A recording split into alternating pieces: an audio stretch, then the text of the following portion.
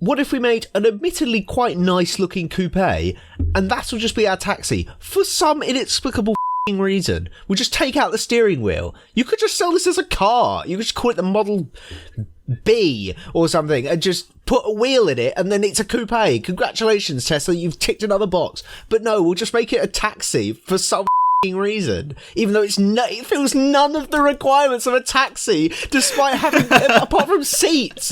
It's a taxi in the same way that my car's a taxi if I just drive someone somewhere. Like, it genuinely infuriates me. It's just so stupid. It's not just that it could be a car, it's that it really should be a car. They could have just taken the steering wheel out like a Model X and it would have been infinitely better as a taxi. But they decided they already have a better a better model for this.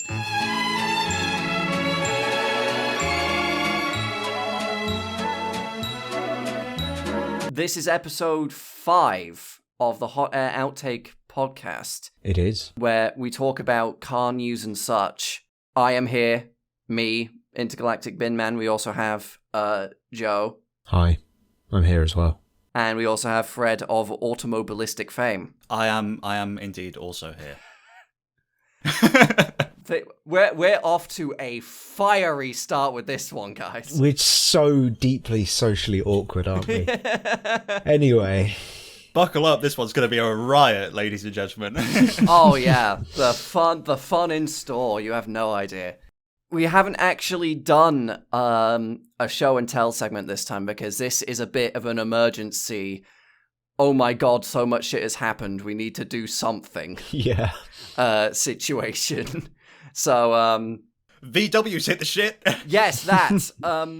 Which is really, really funny because the last 2 episodes we've done, we've said that VW looks fine, and then literally, like, what was it? I think it was before the last episode was released, but after it was recorded. Yeah. It was after we had recorded, but before it was released, which is so annoying because there were, rightfully, loads of people in the comments going, "Oh, that hasn't aged very well." It's like, yeah, we know. It hasn't aged well within the course of like a week, and yeah, just people in the comments talking about how it's aged like milk. It's like, yeah, okay, it did, unfortunately, and it was so annoying because in the podcast before last, I said Stellantis looked all right. And then, yeah. Well, a here we are. surefire way to make money is to just bet the opposite of what we predict what car manufacturers will happen. Yeah. Why are you watching this podcast? We are the Jim Cramers of automotive press. Truly. But yeah, so yes, VW is in more than a little bit of poo. Yeah. VW is not looking particularly strong. I mean, for what it's worth, there's been a lot of doom and gloom around VW. Yes. It's not the same as Stellantis.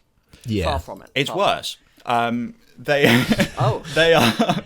no, it's not worse. I'm being dramatic, but they are shutting down plants already, and I think it was 3 plants in Germany. In Germany was what really set alarm bells off for me with that story, because VW is kind of, I don't know the economic situation of Germany inside out. I'm not an economics guy. However, my very limited understanding is that VW is provided a friendly business environment within Germany, relatively, because the successive German governments have realised the benefit of the enormous amount of employment that VW provides within the country. And so for Volkswagen to take the decision to shut down plants in Germany is there's 2 sides to it, because it's one, it demonstrates that their situation is probably a bit more dire than we have been led to believe. Yeah. But 2, it's also deeply unsurprising because energy in Germany is extremely expensive. Yeah. Yeah. Rest in peace, nuclear plants. Yeah. We must pull out the Land Destroyer 9000 to grab more coal from the Rhineland. Yeah. No, sorry.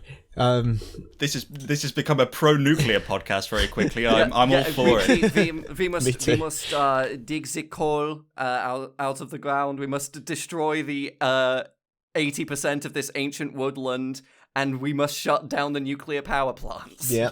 Magic rocks that boil water effectively for free. No, we don't want that. Let's keep burning old logs. Oh, incredible. Anyway, so I think there are sort of many things that each sort of have. I think there's sort of like not death, obviously, because they're not dead yet, but sort of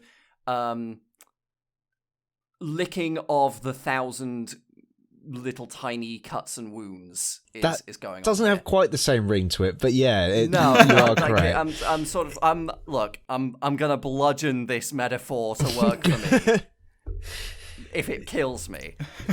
But I think one of the primary things is that VW, for a very long time, has been very successful in China. Yes. Well, because they were one of the first automakers to kind of branch out into China, and I think they've always kind of been a staple. Yeah, they were. But they were one of the first to establish a joint venture with a Chinese company. Yeah. In China. They have long was that made SAIC, was it? I thought it was FAW4, wasn't it? Yeah, I thought it was FAW as well. With the Santanas because I think SAIC was General Motors. Maybe. But yes, the point being that they've long had a presence there. They've long been quite successful there. Not just VW, but also Audi. Audi as a brand has done very, very well in China. Yes. Historically, yes. And you see it in, like, you know, the models that they produce, because there are so many models VW makes that are China exclusive. That are really quite cool, a lot of them, that we just don't get. But that's sort of very long been a staple of VW's business, sort of in the background. But as of recent, Western brands and Western companies in general have seen their sales decline in China. I'm not entirely sure why. I want to say it's because Chinese brands are becoming more popular in China. I think there's kind of a bit of a leaning towards. I don't know if it's necessarily a kind of a more of a pride in what the nation makes, or the fact that they do just make better vehicles. But I think the Chinese brands in general have become more desirable than Western brands in some cases. From the reading that I've done, it's like, you know, it used to be a kind of a way to show off if you had a Western car manufacturer, but now it just doesn't really matter. And so people are kind of rejecting the spending more on foreign stuff. I think it's probably partially that. I think it's probably also, you know, everywhere in the world is currently spending less money on cars because the macroeconomic situation is not conducive to large purchases for most people. And we don't have amazing economic data for, you know, what the average consumer in China is currently, experiencing or not experiencing. But they are a major globalized economy, and I have to imagine that the vast majority of Chinese consumers are feeling pretty much the same pinch everyone else is. Probably, yeah. But it's I guess it's possibly like the case that VW had just kind of been accustomed for so long that China was just this great moneymaker for them because they were popular, and now that's changed and they're having to deal with the fallout of that, you know? And it's not surprising to me that they're closing their German factories as a result of that, because they will be the most expensive factories for them to run. Yeah, they just will be. Yes. And it's, you know, like, I think the maths worked on that, because I think the German factories have always been the most expensive VW factories to run. I'd imagine so, yeah. Mostly because of higher labour costs. Yeah. But kind of what I alluded to earlier, since since Russia's invasion of Ukraine, effectively, the cost of energy, particularly in Germany, who is extremely dependent on Russian energy, the price for the manufacturing sector to get power, which is it was a not a negligible portion of their costs before, but it's ballooned, I imagine, quite significantly. So if you've got like higher labor costs and higher energy costs, and potentially a future government that is not going to be so likely to keep the environment as comfortable as possible for you. Germany's government is in a, should we say, a slight state of disarray, and they are likely to have an election in the relatively near future. Yeah. I can see how they arrive at the conclusion that potentially this is not going to work anymore. Yeah. Yeah. It's incredibly in a way it was sort of a long time coming. Just as global manufacturing trends in general further move towards countries that sort of in previous years didn't have had the ability to manufacture stuff en masse, but not sort of big, complicated and complex products. Yeah, absolutely. Simple fact of the matter is, technologically wise, in that metric, countries like China, like Vietnam, like India are catching up. Very much so, yeah. And when they're catching up with that kind of technology, suddenly the lower cost of labor becomes very, very, very attractive. And hard to refuse. And a lower cost of materials and power, especially especially in China. If VW is going to be producing cars for the Chinese market, it makes perfect sense for them to be made in China, because China has, masses of mineral wealth, lots of which is used in vehicle production processes, and they are building huge numbers of nuclear power stations and have much cheaper power. And I assume also they probably have some sort of tariff system that means it's a lot cheaper to sell a car in China that's produced in China. I mean, I'd have to imagine so, yeah. Oh, yeah. So it's understandable why now when it comes, it's kind of, they still make a lot, they're still very much profitable, but while it's getting a bit wobbly for them in terms of what the future is going to hold, the ones that they cut first are the German ones, which, Yeah. Which, and it must be said, it's 3 of their German factories. VW has more than 3 factories in Germany. Yeah. What is it? Do they have 7 in total? So I think 3 represents quite a large portion. Let me just check that. Yeah. Please do. But I mean, it does seem. I guess if you look at the numbers, the writing was on the wall for this for the past year or so, but it does seem to have almost come out of nowhere in terms of from how VW have been presenting themselves. There's been very few warning signs. Sort of the general trend would lead one to believe that something like this would happen, but you would have thought when it happened you would have seen the signs sooner. But yes, well, I guess that's also because it's not necessarily impacted by trends in Europe as much as we don't necessarily know what's going on in China in terms of vehicles at the moment. But if you woke up one day and suddenly realised you hadn't seen any new VWs for 6 months, there would be an issue, Yes. Sorry, I'm still trying to find concrete numbers on the number of production facilities that Volkswagen has in Germany. Just while I'm trying to find that information,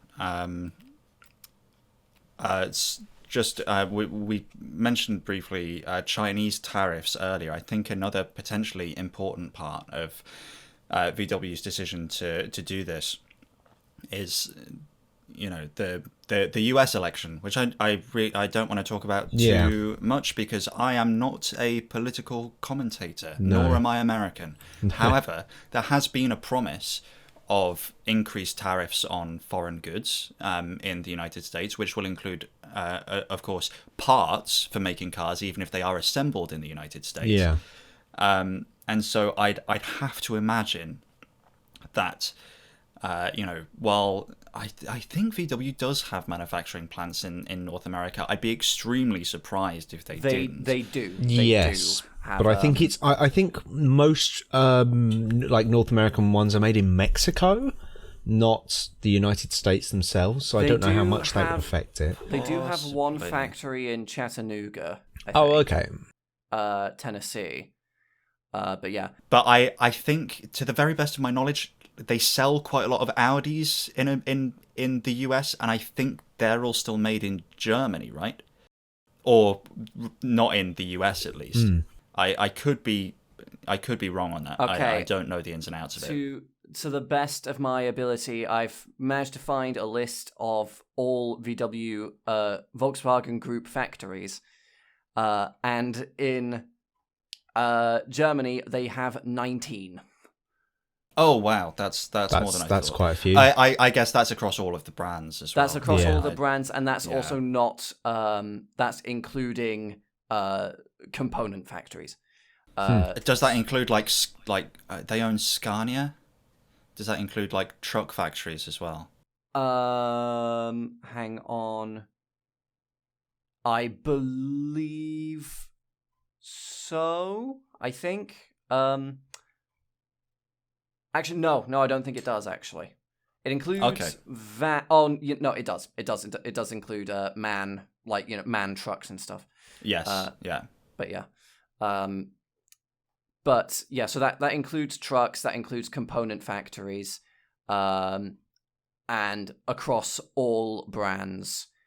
So, but what do we know? What the three factories that are being closed, are they final assembly factories, or are they some of the component factories? I'm not sure VW has confirmed it at this time. No, yeah, I Right. don't. I think it's because obviously they've got to talk to unions and stuff like that before they can fully go And ahead. On that point, news from 2 days ago, which dates the date of recording of this podcast, but news from 2 days ago is that there is likely to be strikes from VW workers over the next few weeks. Yeah. Well, Yeah, it seems like VW is in a tough spot financially, and of course, as is the union's job, they are still doing everything in their power to push for the best possible deal for their workers. I'm not sure where VW is going to find the money no. at this moment in time, but that's their problem to solve. Because the other thing I've heard is that Audi's popularity and sales numbers are kind of wavering at the moment. I don't think it's like I know that a big part of this is Volkswagen in China because they've always been such a staple, but it's not just VW as a brand. It's kind of when you are such a massive almost conglomerate with all of these companies underneath you, it's stuff like this, if people aren't liking the cars you're making, then that's going to affect all of them really, because they're all basically the same underpinnings. I mean, yeah. It's a really tough spot, and I think as we'll get onto this in a little bit, VW is far from the only major car brand. oh yeah, To yeah. be. In fact, it's. I'm trying to think now. Can you think of a single major car manufacturer that isn't suffering less revenue than it was this time? A year or 2 years ago.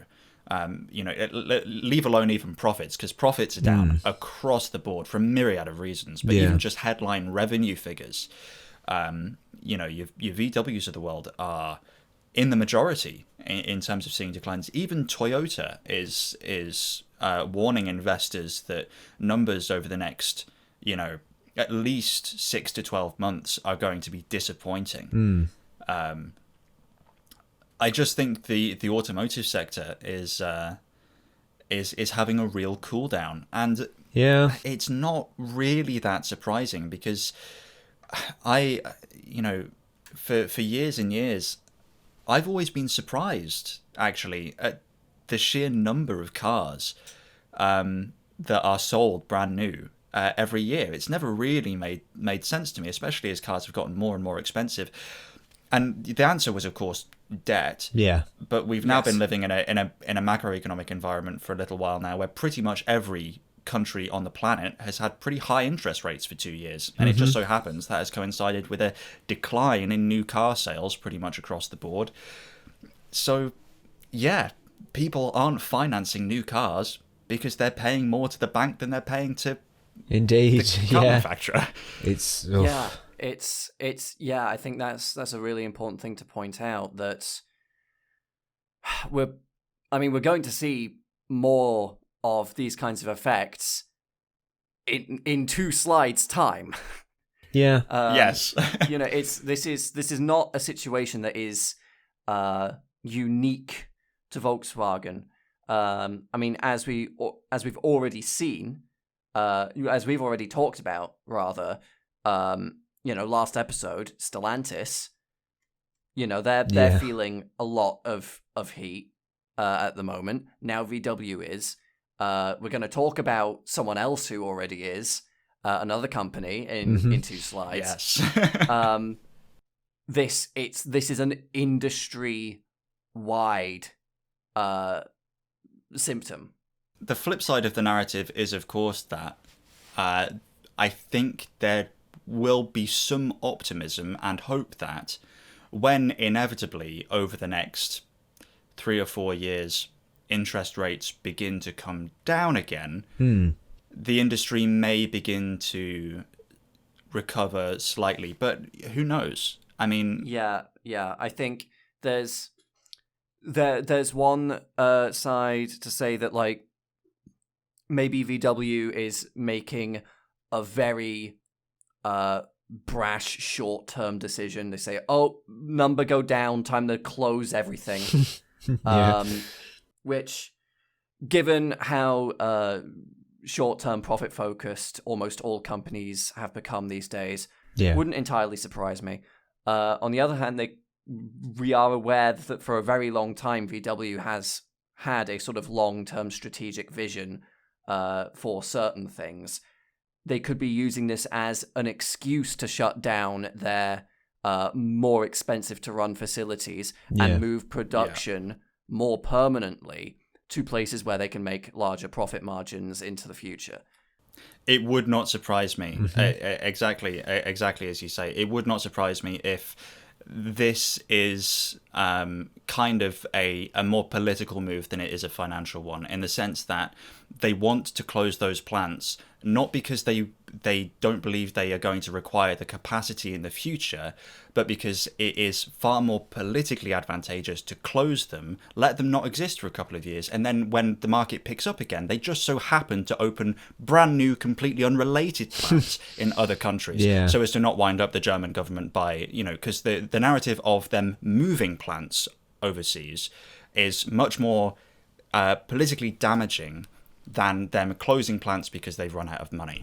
And so to seize the moment where sales are down, to close those plants and then use sales being up almost inevitably in 3 years' time as an excuse to open up new ones is more palatable, I imagine. But that's just a theory. Anyway. I wasn't going to say it. No, I have no resistance. Moving on to a sort of little side quest that VW has been engaged in. Moving on from VW to VW now. Yes. Don't let the Rivian concept art aesthetic and American name fool you. This is a VW. They will be built in America, though. They will be built in America, which They will be built in America, and the Rivian thing is not just a coincidence. Yes. The sort of history of this is for those of you who aren't aware, this is sort of, not quite, but this is sort of reviving a brand.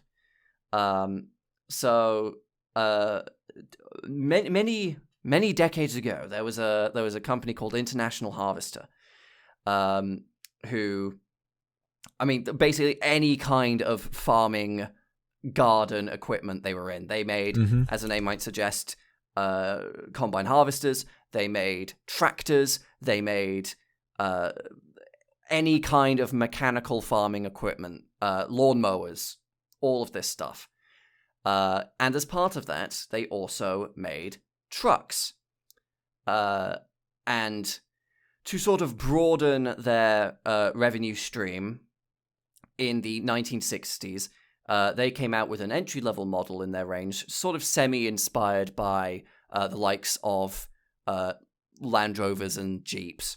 But in the 60s, they came out with the International Harvester Scout, which some people claim, and I am somewhat inclined to agree, is the world's first SUV. The Scout actually did very well for them, but then the rest of the company did not do very well. They stopped making the Scout in 1980, I believe, and then in 1985, the whole company went tits up. A new company was started to sort of continue the company and buy out the assets. That company was called Navistar International. They have continued to make things like trucks, mainly focusing on like big American tractor trucks, like you know those kinds of things that you see on highway truckers or something. And that company, Navistar, was, I believe, in 2021 bought by VW, and as recently as a few months ago, merged into a sort of new subdivision of VW that is the company that owns all of the truck brands. Yeah. So now Navistar is alongside MAN, it's alongside Scania, etc., etc. But as part of buying Navistar International, VW bought the rights, effectively, to the Scout name, and they've brought it back. They have indeed. They brought it back, and it just so happened that it came. They announced this at a very similar time to them announcing I think it's now been confirmed to be a $5.8 billion investment in Rivian. Yes. That's a lot of shillings. And part of that partnership that they are entering into is that Rivian is likely to have entered into a software sharing agreement with VW, which means that potentially these Scout cars won't be absolutely horrible to use. But we could only pray. Maybe. Because they have electric drivetrains. Now, I'm not saying fully electric because both versions of the car will be available with petrol range extenders, Right. which means that they are powered by electric motors. That's what directs power to the wheels. They have big batteries. I think both of them will have around 300 miles of electric only range, so you could use them as EVs if you wanted to, but they can be specced with range extenders as well. I think they promise that will get you over 500 miles with some petrol, which is kind of cool. I kind of understand that, especially in a country as big as the US for this kind of car. Especially considering that EV infrastructure, unless you own a Tesla, is still catching up in the United States. Definitely, yeah. I think VW has signed on to use Tesla's standard, haven't they? Oh, have they? Okay. I believe they have. In that case, they're a lot safer. Am I allowed to share my opinion on this vehicle? Please. Go on. I think it looks really cool. I really like it. Yeah, I like it a lot. I really, really like it. Especially the one on the right, like full length, soft top. Yes, that's nice colour. I myself was a little bit because this kind of sort of big macho, sort of Hummer are doing it, Rivian are doing it. It's it was cool one time for me, but like now seeing more and more people doing it, for me, I've cooled off on it a little bit. But then I saw that full-length retractable fabric roof. Yes. I am on board. I'm on board. Sign me the fuck up. I think it looks really, really cool. I think the design department's just absolutely knocked it out the park. Because, would you have one of these, or would you have a Ford Bronco?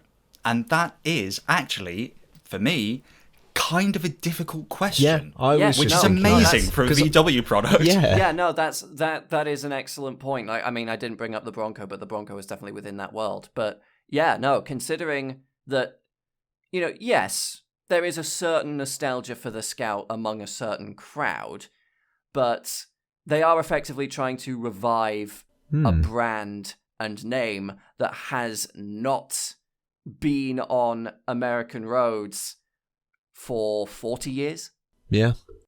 Which is no mean feat. This is effectively a fresh thing. It harkens back to a history that happened, but the vast majority of people who buy one of these will not be aware of the fact that it existed before, or they're only aware of it because they heard about it after seeing this car. Have you seen the interior? Oh no. The interiors are incredibly impressive. I'm just putting the picture. Oh, look at that. That's splendid.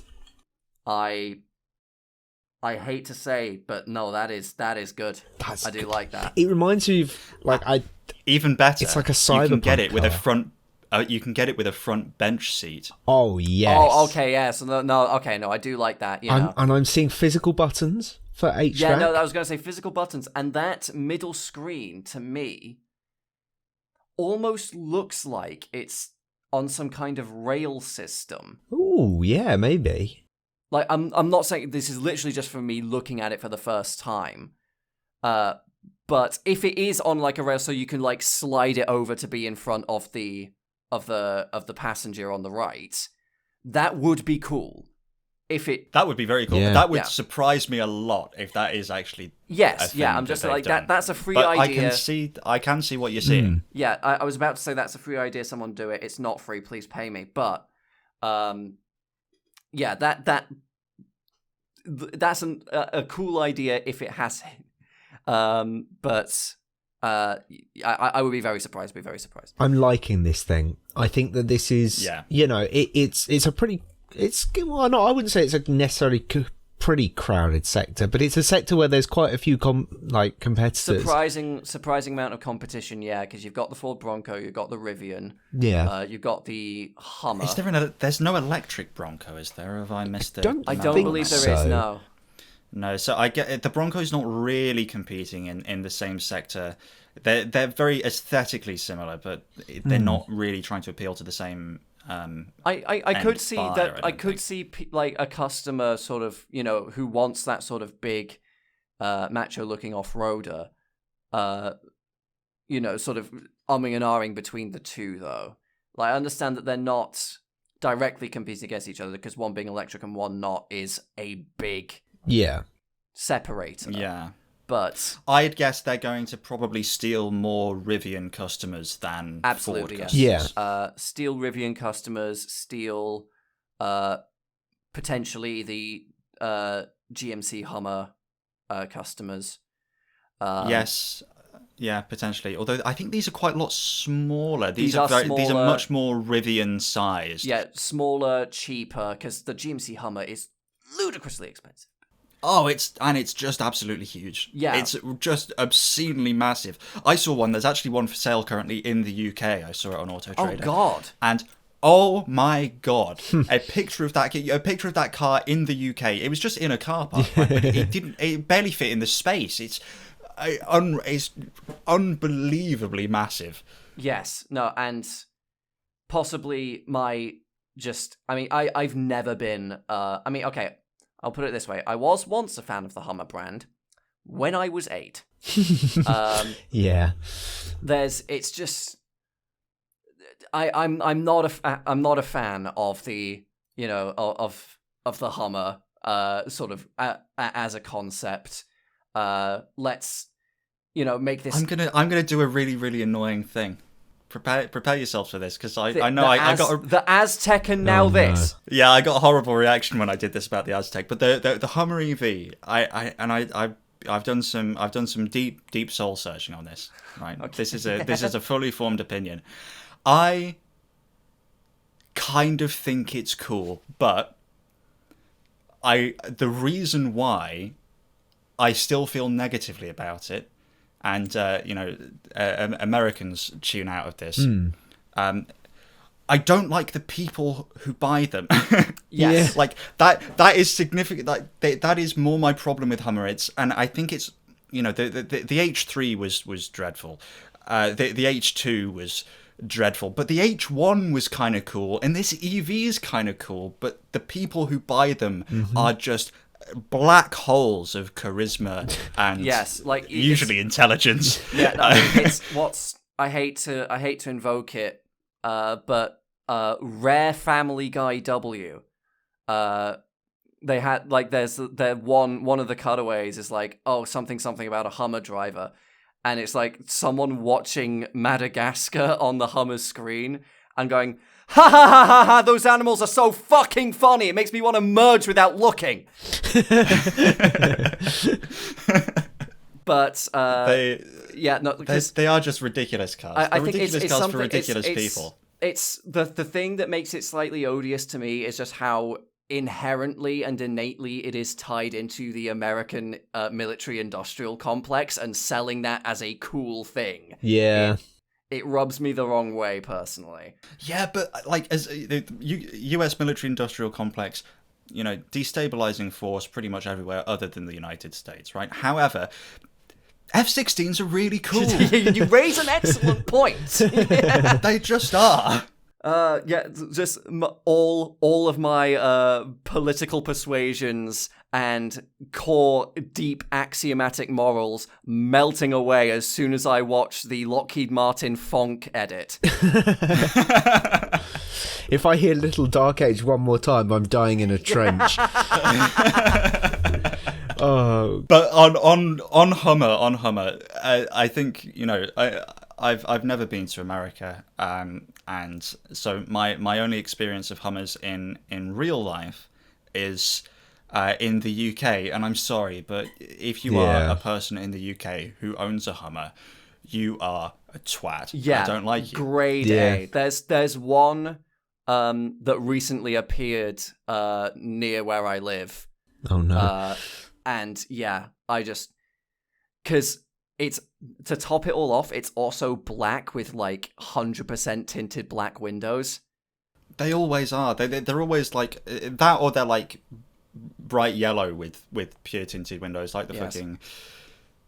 Yeah. Oh my god. Anyway, I saw just before we move off of Hummer very quickly. Yeah. You see stretched Hummers every so often. Yeah. That's a slightly different thing. I think you are probably inclined to have live laugh love up in your kitchen if you book one of those for any event. Yeah. Yes, quite. It's not quite the same as owning one though. I did see an H3 in Birmingham once, and in true Hummer fashion, it was parked on the pavement. There was no way around it other than walking on the road, and it was the same size as the shop that it was parked outside. Yes. And that, I'm sorry, I'm surprised it's an antisocial thing.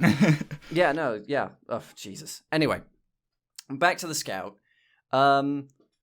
Surprisingly, yeah, I was ready to go in, not quite guns blazing, just because I have, my car nerd brain is activated, because it's like, ooh, that's like an old thing that they're trying to revive. So it's like, it's sort of distracting me.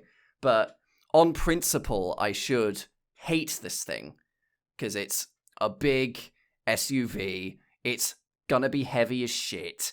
All of these things. But considering the genre of car that it's in, it easily offends me the least than any of its competitors. So yeah, I don't fully hate this thing. It's actually somewhat pretty cool. If I went to America and I saw one of these, I wouldn't revile in disgust. Yeah. I think they look quite good. I would go a step further. And I would say that I would like for these to be sold here. Yeah. I don't like any of the vehicles in this sector, but I think if I saw this on the road, I would be slightly happier than if I saw anything else. Yeah. And I think I feel the same way about Rivian as well. I think if you're going to buy a big electric thing, I would rather see I'd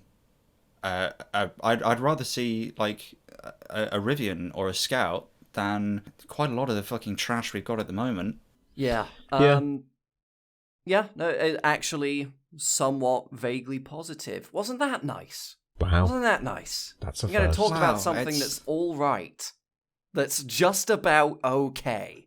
That's the last you'll be hearing that's positive. For a little while. Yes. And yeah, we're back in the shits again. Yep. Yeah. Circling the toilet. Nissan is not looking to be in the best spot. I mean, for all of the reasons I think, Stellantis and VW and everyone else is struggling. I think what has caught people's eye about Nissan is just the sheer numbers involved. I mean, they've already promised job cuts. Yeah. VW have done the same. 9,000. That's It's quite a lot of jobs, yeah. But the problem I think that for Nissan is they have not promised that the future will be bleaker. They have gone back and revised their projections for this year, and the revisions are not small. So this is from the BBC, and it's actually their second round of revisions for their 2024 operating profit forecast so far. Now down 70%. Jesus. From and that, I believe, that's not from their original forecast. That's from their already revised forecast. I believe that their total profit forecast compared to the very first one they issued for 2024 is actually down something more like 94%. That's ridiculous. Wow. How does a company survive that?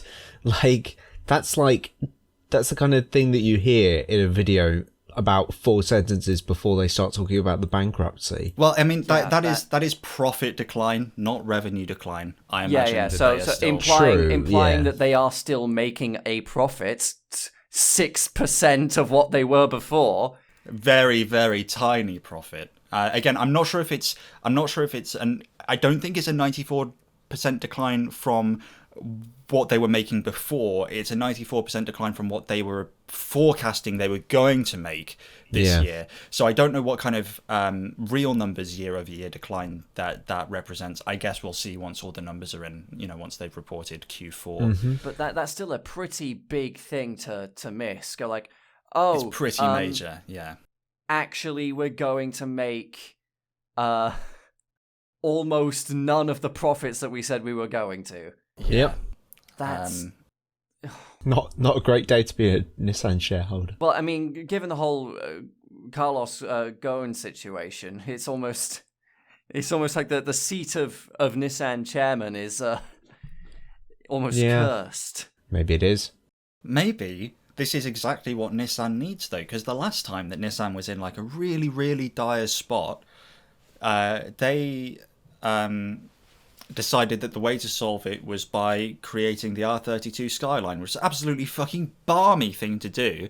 But it did work. So maybe this is the kick up the arse they need to actually develop an interesting Skyline again. Or just an interesting performance car in general. An interesting any car. Yeah, quite. Because we were saying before that Nissan is just... I mean, most car companies are fairly boring these days. Yeah. But Nissan really takes the sort of the mediocre cake. This is a Victoria sponge with no cream, just a smear of jam. It is defiantly boring. Yeah. I'm having to try really quite hard to care at all about anything that I'm saying in this segment. Yeah. Yeah. I'm trying to think about actually anything that Nissan produce. Exactly, because the only thing they make that could vaguely be called interesting is the new Z car. Yes. And even then, it's highly flawed. And it's about 80% 370Z, which Yes. is also quite a lot of 350Z. So it's like a 20-year-old car with a different engine With that a isn't different sold in engine Europe. and a new and a bit of plastic surgery. Yeah, I mean, it's a very handsome vehicle, I will give it that, but it is deeply flawed. I mean, it just doesn't look like a... Yeah, it reeks of not caring. Yeah. And that's what I think, like as Fred just pointed out, that's what I think might spur some creativity.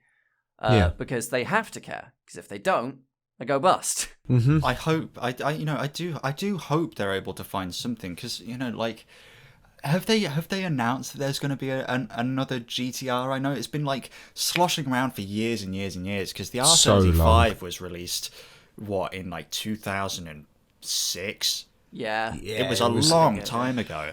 Yeah. Yeah, like it's long overdue a refresh. Given that the Z is based on the 370, also itself in need of a refresh. The GTR has had like quite a few like concepts over the years of like what a new one would look like, and then they just don't make it and just continue making the current one. I think they made a couple of the. I think they made a couple of the. Do you remember the Vision Gran Turismo they did? Yes, kind of Skyline-esque. I think they did make a couple of them, but they were just R35s to the very best of my knowledge, with a new body on them, and that's not really very interesting, because the whole thing with the Skyline, with the Skyline GTR at least, I know they're not badged as Skylines anymore. Yeah. The whole thing with the GTR is the tech, because they've never really been very pretty. No. At least like they're remembered fondly now, but like the R35 is not a very attractive looking car. But it was technologically extremely advanced. Yeah, it's quite brutish. It's not exactly ugly, but you're not buying it for its looks. No, exactly. Yeah. For what it can do. Yeah, exactly. To be kind, it has presence, which is... You notice when you see one on the road, but it's the best looking car Nissan has made recently. I'll give it that. Yes. Mm-hmm. I'm not a big fan of the new Z, I'll be honest. The styling of it. I get it. It's not to my taste, and it, as you've said, it doesn't have that kind of GTR thing of you can get over the fact that maybe it might be slightly divisive styling wise, because it's not actually particularly technologically interesting. No, I think it is a good looking car, but I see what you're saying, that if you don't like it, what's the other redeeming factor if you don't think it looks good? Yeah. Like, what else is selling it to you? Yeah. I think Nissan is one of these companies. I think it's across the spectrum, because I'd say that Mercedes is in a very similar boat. Yes. But they just don't make cars that look good. Yeah, hopefully this recent face of troubles sparks them to do something. Every now and again it happens with companies. I mean, like, what wasn't Disney were like literally about to go under, and then they did the Disney Renaissance, and that's what sort of put them up for the position that they're heading towards now. It's not completely unprecedented that hard times make strong men. But to quote a piece of Jordan Petersonian bollocks, but I think I think what we're going to need to accept as we move forward in the short term is the whole industry is really doing quite poorly, and that means that there will be pretty much as a matter of economics, there will be big names that unexpectedly do properly actually go under and do actually permanently go away. Yeah. yeah, And it's too early to say, I think, exactly who that's going to be, because everyone appears to be equally in the shit. But I'd be highly surprised if it was Nissan, especially given their partnerships with other brands. Yeah, they are very, very hand in hand with Renault. Yeah. They are very, very hand in hand with Renault, and Renault is doing quite well. Yes, right now. Renault. Well, I mean, given our current track record, if you have any stocks in Renault, sell them. Yeah. No, nothing as of the current has come out about Renault. Renault seem to be managing themselves relatively well, and given that they own quite a large stake in Nissan, and Nissan owns quite a large stake in them, that may keep Nissan afloat. And I think the rest of that partnership, I think you put it quite eloquently on an episode before I was a part of this podcast. I think you described Mitsubishi as being in a gimp suit in the corner. Yes, quite. Yeah. Indeed, yeah. Mitsubishi has been falling off for a very, very long time. I don't think we even really need to cover that.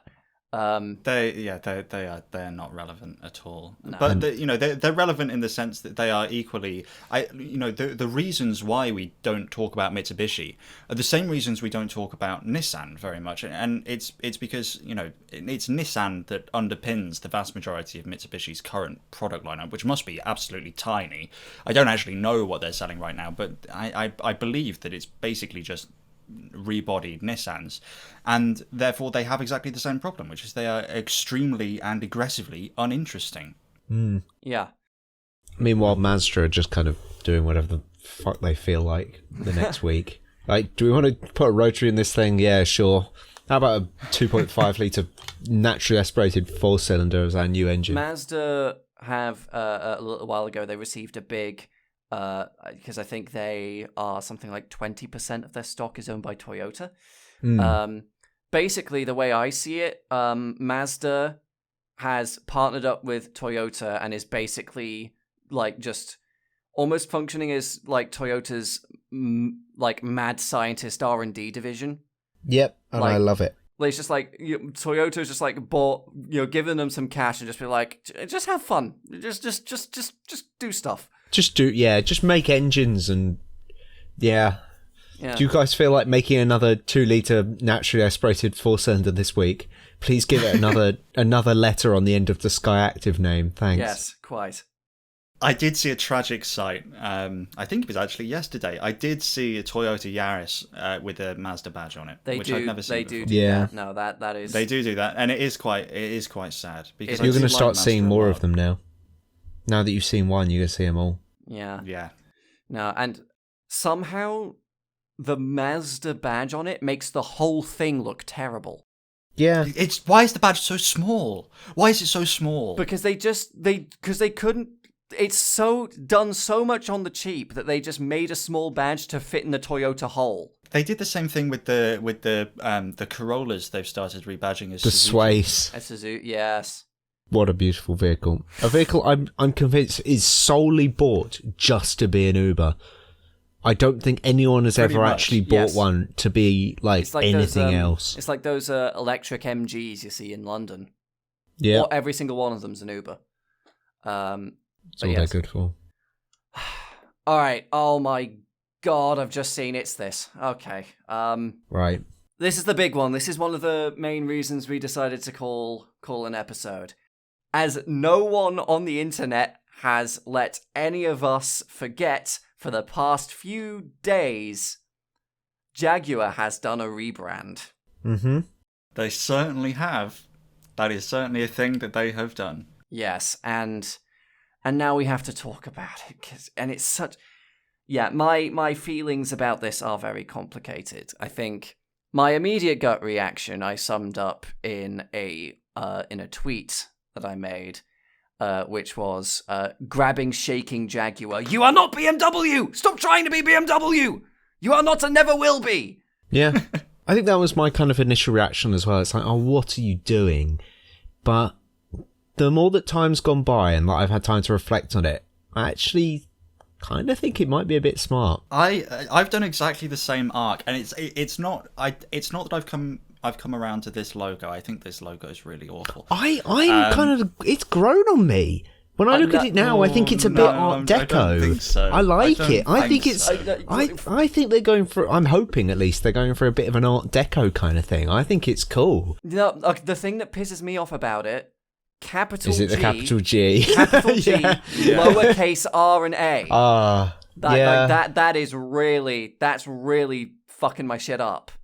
It's a little bit rough. It is a bit rough. I think they could have. There was nothing wrong with it as it was before, and I know that that's like what everyone says when anytime something that someone likes changes.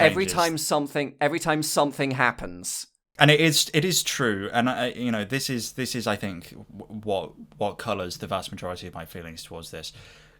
The status quo was not working for Jaguar. No, and I think like the only people who can commit to full-throatedly saying that this is a terrible direction for the brand and they should be ashamed of themselves are people who were consistently buying new Jaguars beforehand and have decided that they no longer will, and that applies to nobody because they weren't selling any cars.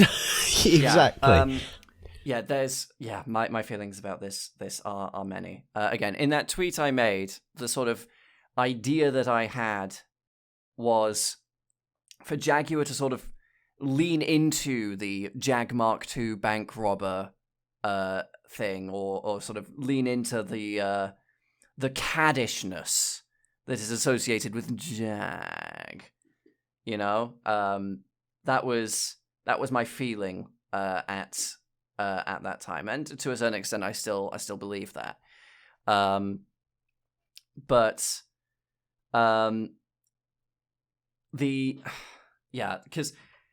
it is sort of misleading, as a lot of coverage about this kind of thing is always misleading. They aren't replacing the leaping Jaguar. Like God, yeah! Everyone was like, "Oh, you got rid of the Jaguar because of work," and it's like, no, it's just a slight rebrand. It's the leaping that has also massively coloured my feelings. Yes, exactly. Sorry, just like carry on. I'll get to that in a minute. Yeah, I will as well. Believe me. But yeah, like they're not getting rid of the leaping Jaguar. Like they've released other like concept images where the leaping Jaguar is still incorporated into the design. It's still like the iconography is there. Yeah. So they're not getting rid of that. It's just sort of this will be on like this sort of logo will be on the bonnet or on the grille or something, I guess. But yeah, as someone who is partial to a Jaguar and that whole sort of slightly anachronistic thing that Jaguar had going on with like the branding, I liked that. Yeah. And so it is a bit disappointing for me. And as to the point that like Jaguar had to make a change, I agree, but this I don't think was like, I think there was a way they could have kept the previous branding. I don't think this, like, they needed this to fix everything. I agree. I think, even if they decided they were going to change the font that they were going to use, they wanted to, choose a new direction for the brand. I understand that. I think this aesthetic, how do I put this? It's not for me. It's very Cal Arts to me.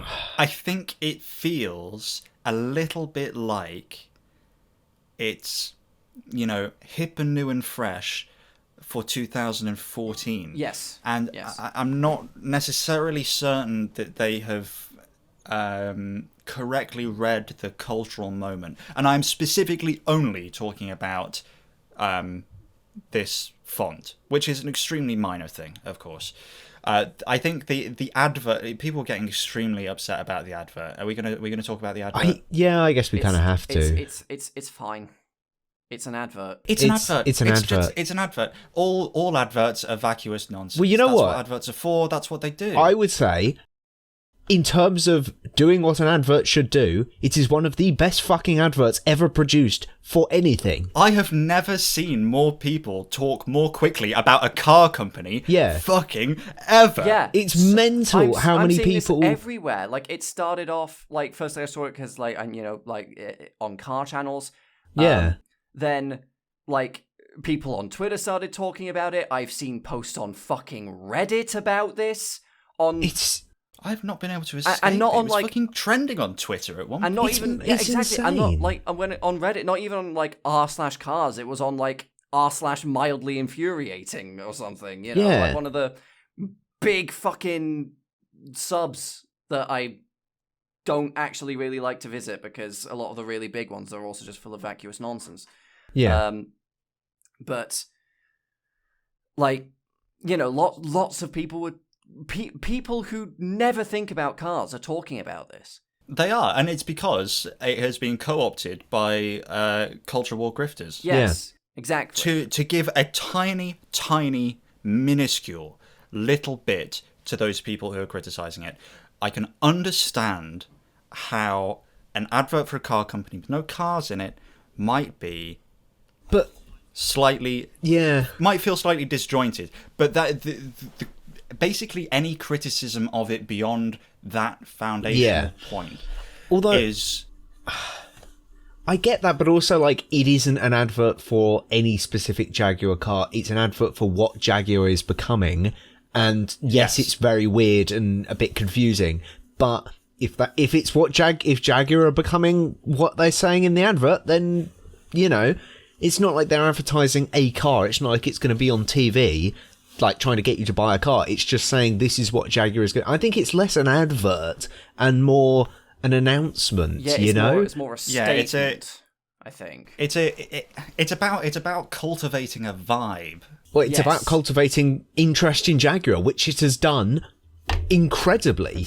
But I think what remains to be seen, and what I'm kind of holding my breath for, is this going to be one of those things where it's remembered as, you know, in 5 years? Is this going to be, you know, they brought out a lot of hype and then showed off these amazing concept cars, and, you know, the production cars in the next few years have this design language that is beautiful and all that? Or is it going to be new Coke? You know, is this going to be them getting us so much attention for something that then they squander? And I really hope that they do well, but I don't think I have that much confidence. Yeah, like, Jaguar has been floundering a little bit with getting new cars, because they haven't got out a new model in ages. And they looked like they were going to, back in, what was it, 2020, 2021, when they had, like, an electric XJ that they cancelled literally months away from production. I've seen an article recently where people have found and taken pictures of the sort of prototype for the interior of the Jaguar J-Pace, which would have been like a bigger F-Pace, I guess. That was cancelled also. So Jaguar's had a really big problem getting models to market. It's looking like they might finally do that, but yeah, like, how they are received is going to be incredibly important. They've managed to get a shitload of eyes on it, so they need to deliver.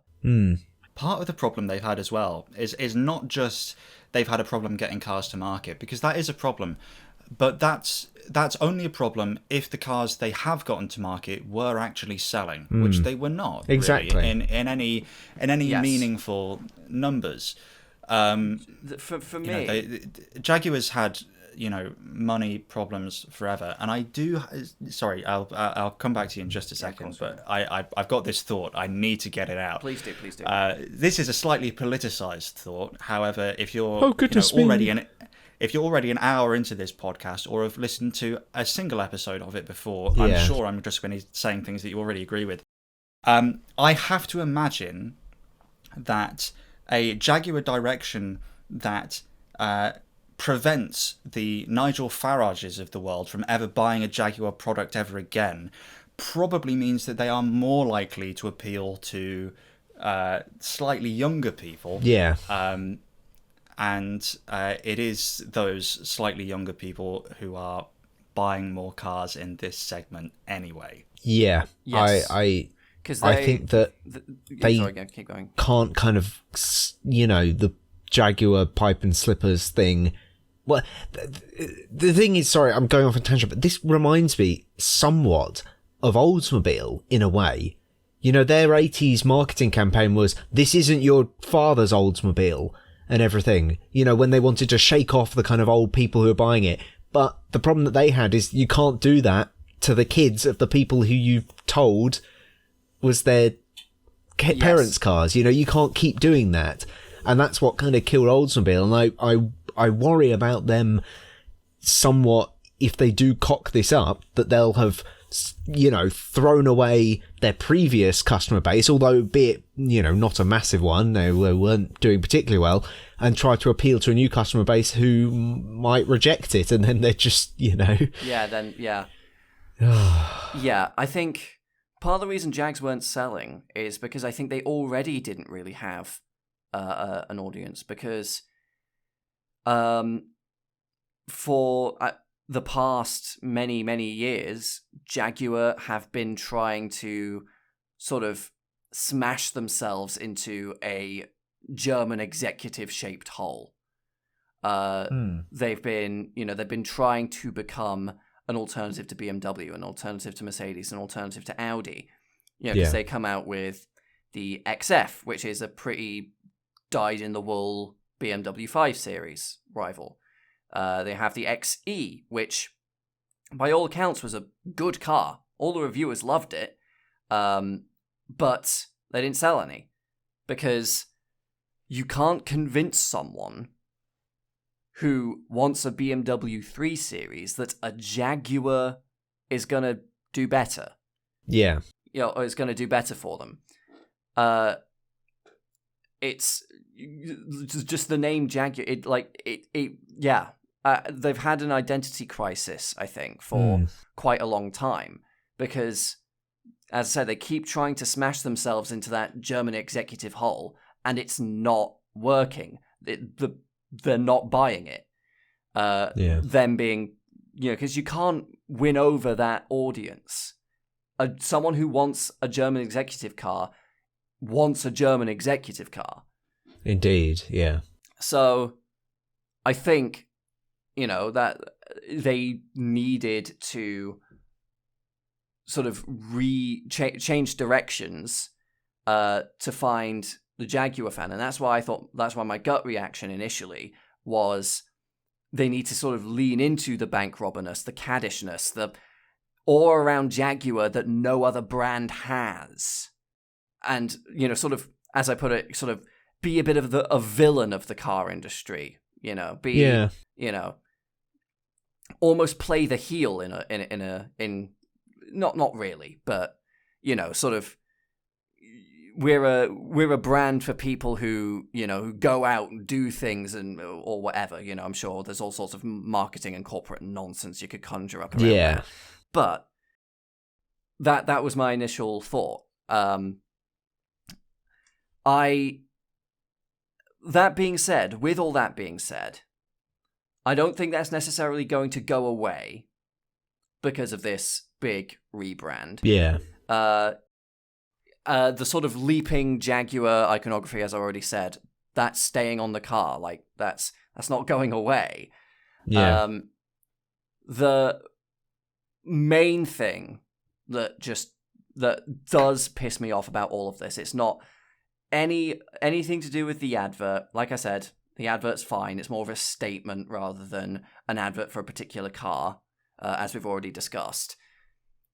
The one core thing that does piss me off, and I can quantify, is the seemingly ever-encroaching and engulfing march of corporate minimalism. Yes, I will agree with that. That does just rub me up the wrong way. Like, it's kind of comforting to see other brands make fun of that. Because it's like, that means you guys won't do it too, right? Right? Right? Right? Right? Yeah, Yeah. There's Because it happened with Bugatti in 2021. They changed the logo, so it's just the word Bugatti in like black impact font. Yeah. I mean, loads of fashion companies are doing it as well. They're like abandoning all their old fonts, and it's just like Arial typeface. Like, it's just getting rid of any sort of intricate or distinctive design in a logo, just to turn it into a word in a font that you can quickly recognize while you're scrolling through your feed. Yeah. And it's just sort of like this watering down of design. And like, I'm not saying there's no design in fonts. There but there's so much more to a design than just the words. We don't live in a very kind of light-hearted, whimsical cultural moment, though, do we? I think that's what it's a reflection of, is it? Yeah. And it's a cyclical thing. It will change. In the future, the kind of maximalist designs of the 90s will be back in style. Inevitably, they will. Jaguar is one of the last, really, to make this transition to kind of corporate minimalism, as you say, and I agree. I don't think it's a great aesthetic to do a launch with, because it's not particularly unique. It's just not engaging. They're selling uniqueness, and it's just not I have a prayer. There. I have a hope, because that this is going to be like. I know I've said it before, but something about this logo, something about the pictures of the concepts that we've seen, or the little bit, it says a bit of Art Deco to me.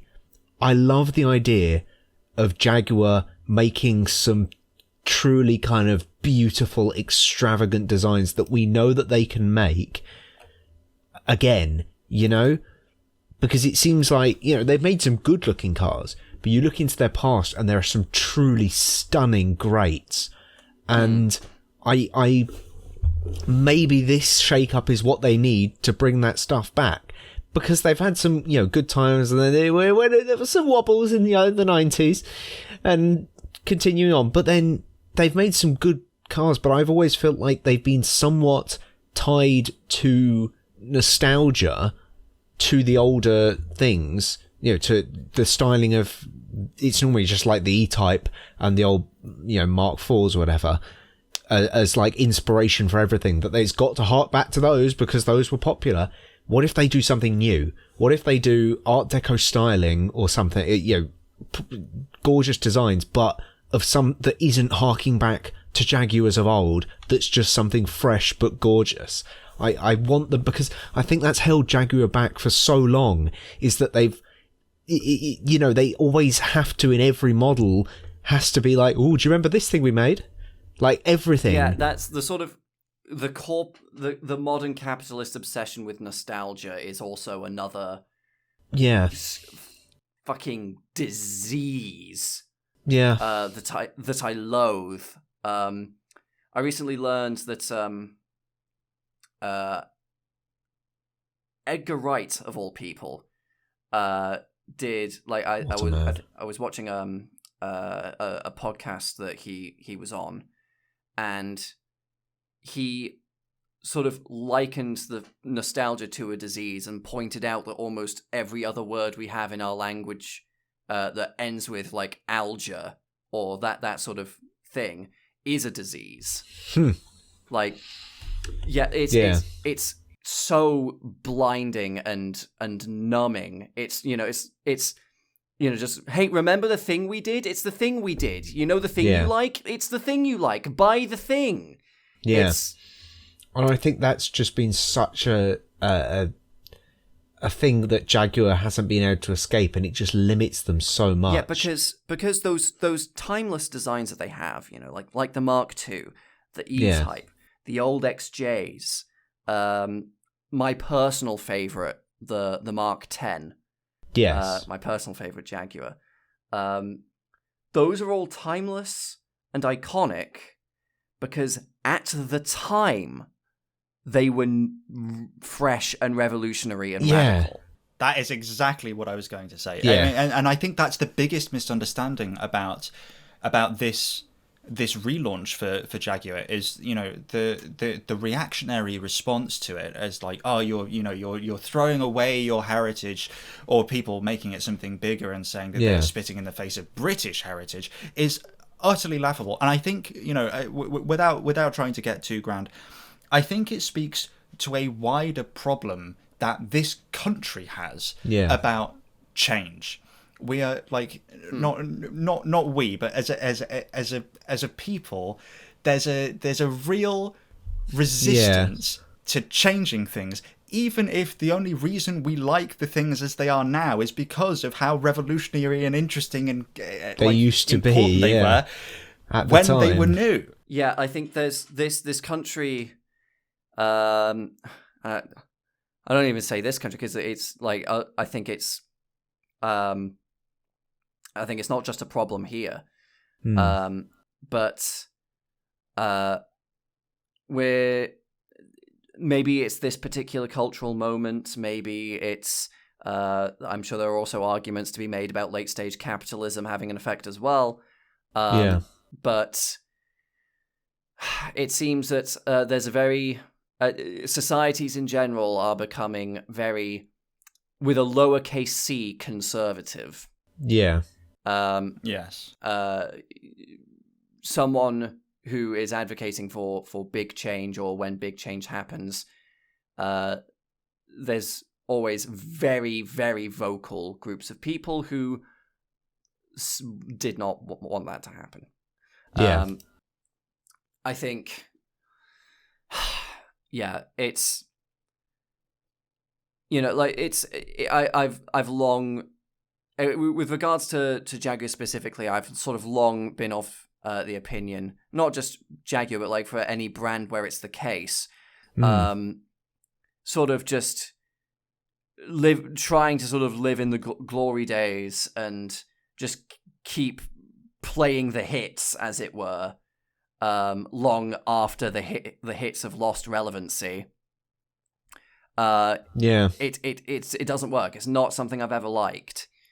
You know, it's, yeah, you sort of, and by doing that, by saying that that's what you want that company, or that your band, your favorite band, or your country, or whatever, if all you want for them is to do that, you don't actually respect them. You don't actually like them. You don't want to let them go on to, or whatever it is, to go on and do fresh and radical stuff. You just want it to keep doing the thing that you like and keep you nice and happy in your little, like, safe world. I mean, it's the same as when somebody comments on a YouTube channel, oh, you changed. It's like, yeah, you need to change. If you made the same things every single week, then nobody would ever go anywhere, you know? Yeah. Like, change is a natural part, and I'm afraid by changing and evolving, you leave people behind. But if you keep trying to appeal to the people who, we can't leave these people behind. We made the E-Type. You like the E-Type. We can make another E-Type.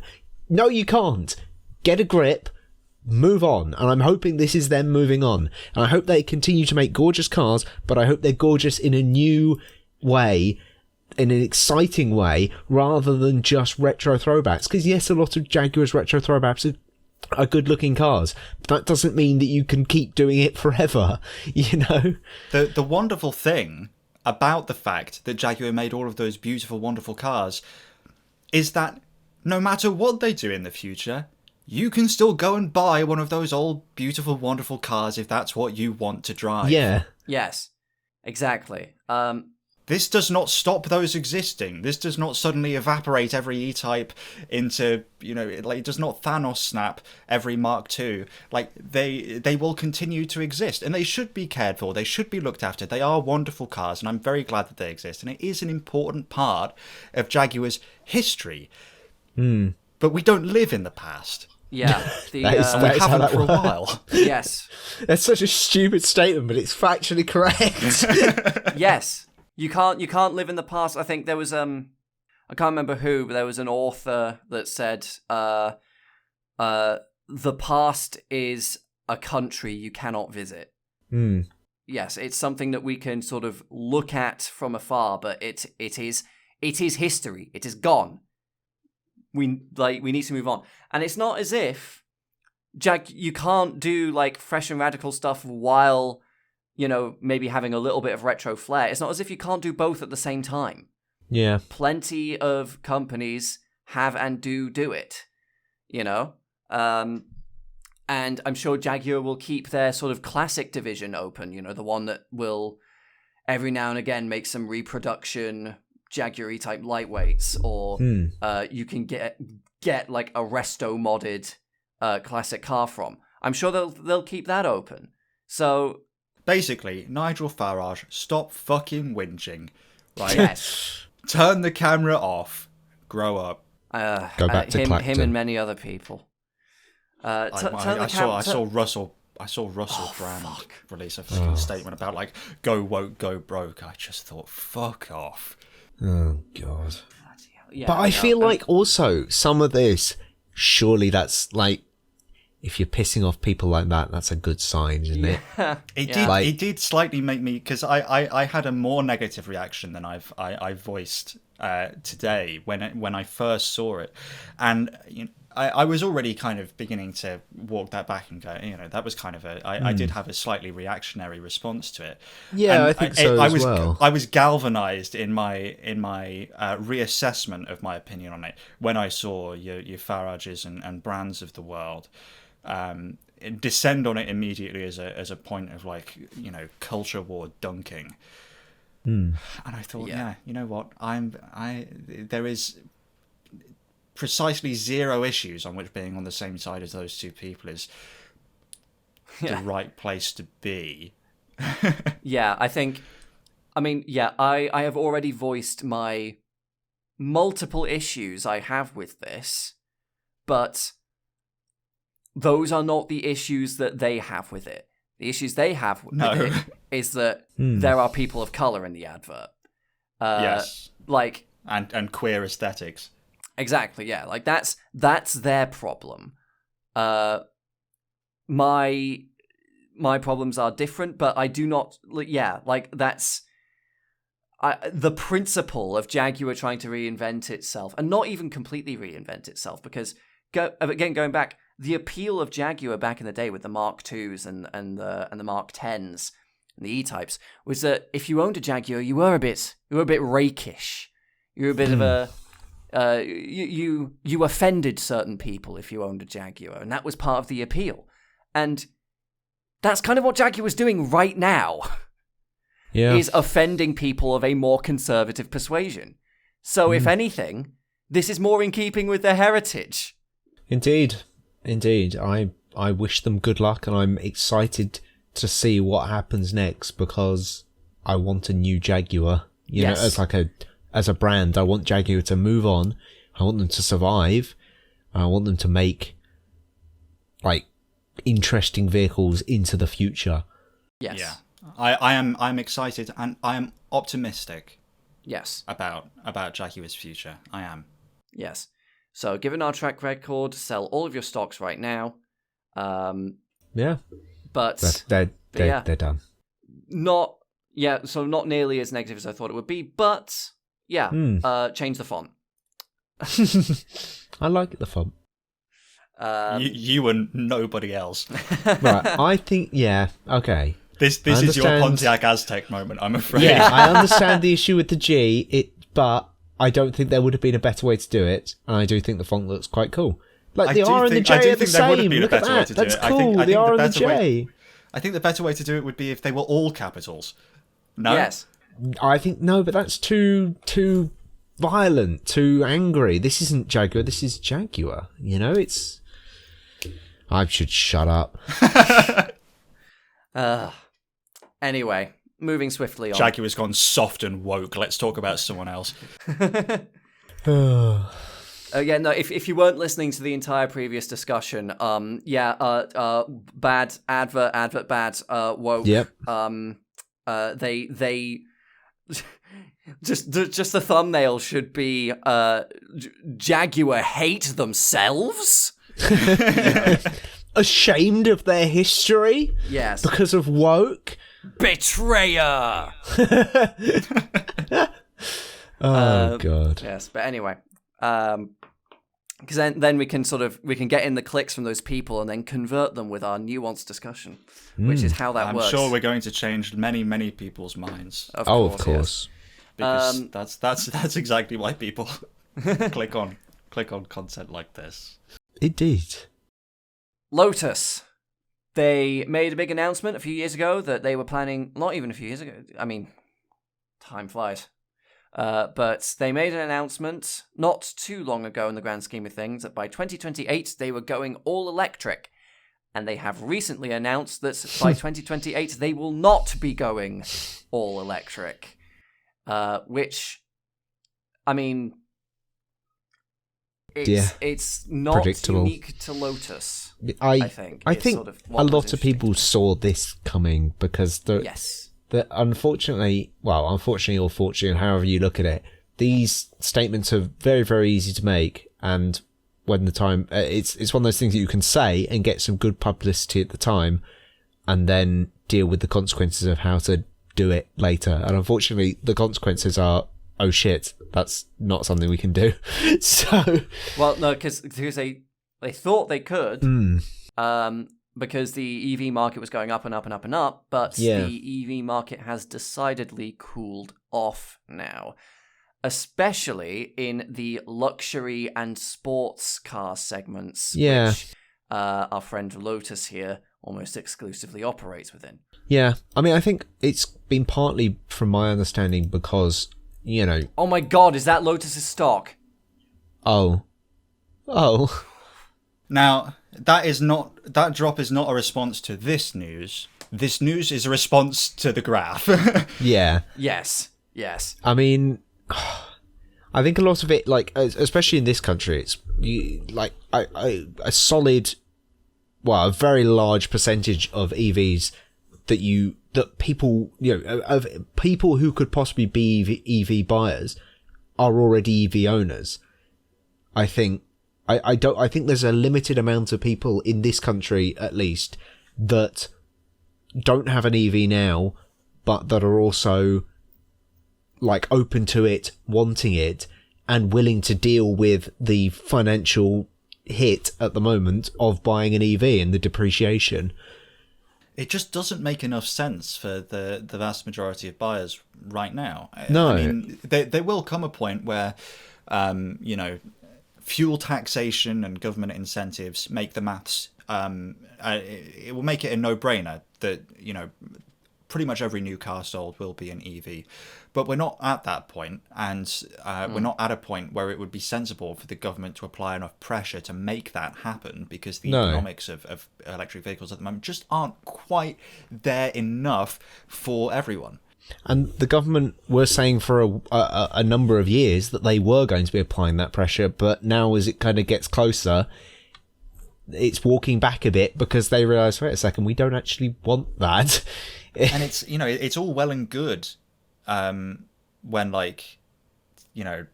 costs are coming down exponentially and the economy is looking like it's doing relatively well. But suddenly when you've got a situation where nobody can pretend that the real economy in this country is strong right now.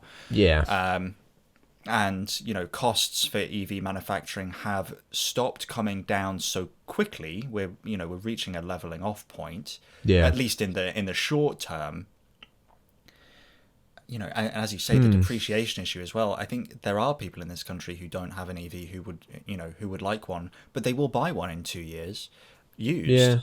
That's again, that's something I should have specified is new. We're talking about here because somebody has to be there to buy the car new for it to be on the market used. So, I mean, the depreciation hit at the moment is so large, from what I understand, that that there are very few people who are actually buying EVs, like buying it. A large, like a 90% are leases, from my understanding. Yeah, or fleet managers. yeah, or like, that, like yeah. these. But nobody's buying a Lotus Elytra as a fleet car. No, so Like that's I saw, and this is it's relevant to we're talking about Lotus. Granted, we're not talking positively about Lotus.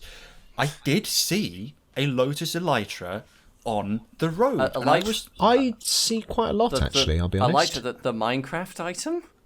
yeah. I saw a Lotus exec flying overhead. Yes. I've seen quite a few. I got splashed by one while walking past a puddle earlier.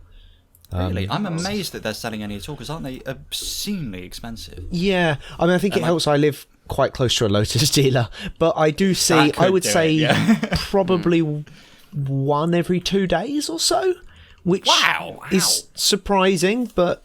That's incredibly surprising. And I see quite a few. Shocking. I mean, to be fair, I'm not reading the plates. It could be the same bloke getting his use out of it. I have no idea. But I see quite a few in that gorgeous colour that they have, the kind of grey, pink, pearlescent flip.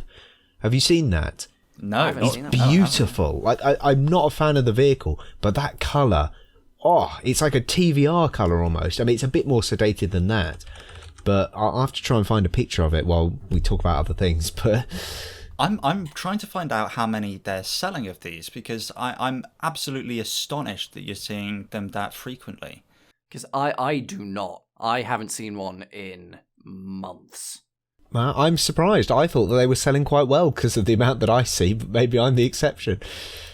Yeah, wow, they sold nearly 7,000 of the things last year. Shit. Worldwide. Yeah, that's total deliveries. Yeah. But I would say the majority is going to be the UK, surely. I mean, we're the only country that really gives a shit about Lotus. I'd guess. Look, it's like a gorgeous pearlescent silvery grey with pink flip on it. It's lovely. That is a very TVR shade, I will say. Blossom. As you previously described. It's pretty cool. But yeah, I see quite a few. But yeah, so they are not planning on going all electric. What does that actually mean for Lotus specifically? I think. Ooh, sorry. Oh, that number I said might have been slightly spun by Lotus, because how so? That's not a number for the Elytra, even though it came up in a search for it. That is total Lotus car sales in 2023. Oh, there we go. That's not good. There we go. And most of those will be, the vast majority of those will be Evoras. Well, not no, whatever it's called. The other one. The thing. The Emira. Emira, that's the one. Yeah. I would guess that most of them are Emiras. Yes. Let me see if I can find some numbers that are a little bit less. Yes. Inflated. Misleading. Okay, yes, so they break it down. Okay, this is fascinating. They're breaking it down. They yeah, Lotus is breaking it down bankruptcy style. Yes. Yeah, just a bit. So they choose not to break it with down. the administrators.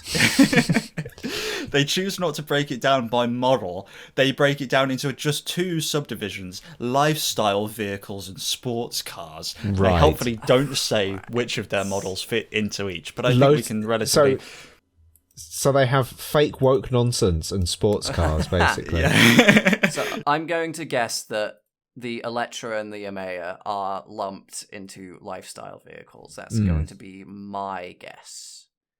Yes, I would guess the same, and I would guess that the Emira is it the Emira? I always the they Emira. all have such confusing names. The Emira is the sports car. They say sports cars, but they only make one right now. No, I mean technically the Avaya isn't vaporware anymore, but I think it pretty much still is. Yeah. Oh, this is 2023 full year numbers. The Avaya is definitely not. They weren't selling any Avayas. Have they even sold any Avayas at all? Hang on, I'm going to see. Is there like a picture? If I Google Lotus Avaya, is there a picture of one on the street? While you look for that, the breakdown. No, it's year. all magazine shoots and yeah, it's not a real event thing. appearances. It was effectively a moving concept car they released in order to get people excited about the brand before releasing some rather dull nonsense, I think. Oh well, I mean, everyone can have their own opinion about Lotus's new cars. I think the Emira's kind of cool. I think the what's it called? The Elytra. The names are really, really confusing me. Electra. Yeah. Is it pronounced Electra? It's Eletre. Okay. The Electra is quite an uninspiring car. I'll be honest. It's not. Yeah, no. Really, I mean, very one of the interesting. problems I pointed out with a lot of modern, well, not these, the Electra and the Emea, is that they look far too much like the Polestar and Lincoln Co. cars they are based on. Yeah. I mean, they've tried to throw some unique design language in there, but they're just not different enough. There's not enough of a distinction. Yeah. They just kind of reek of brand, of platform sharing, really. Yeah. So the sales numbers, just to give you a frame of reference, the lifestyle vehicles, full year 2023, they sold 4,300, and they sold 2,600 sports cars. Oh. Right. Worldwide. Yeah, that's not good. It's not a big number. No.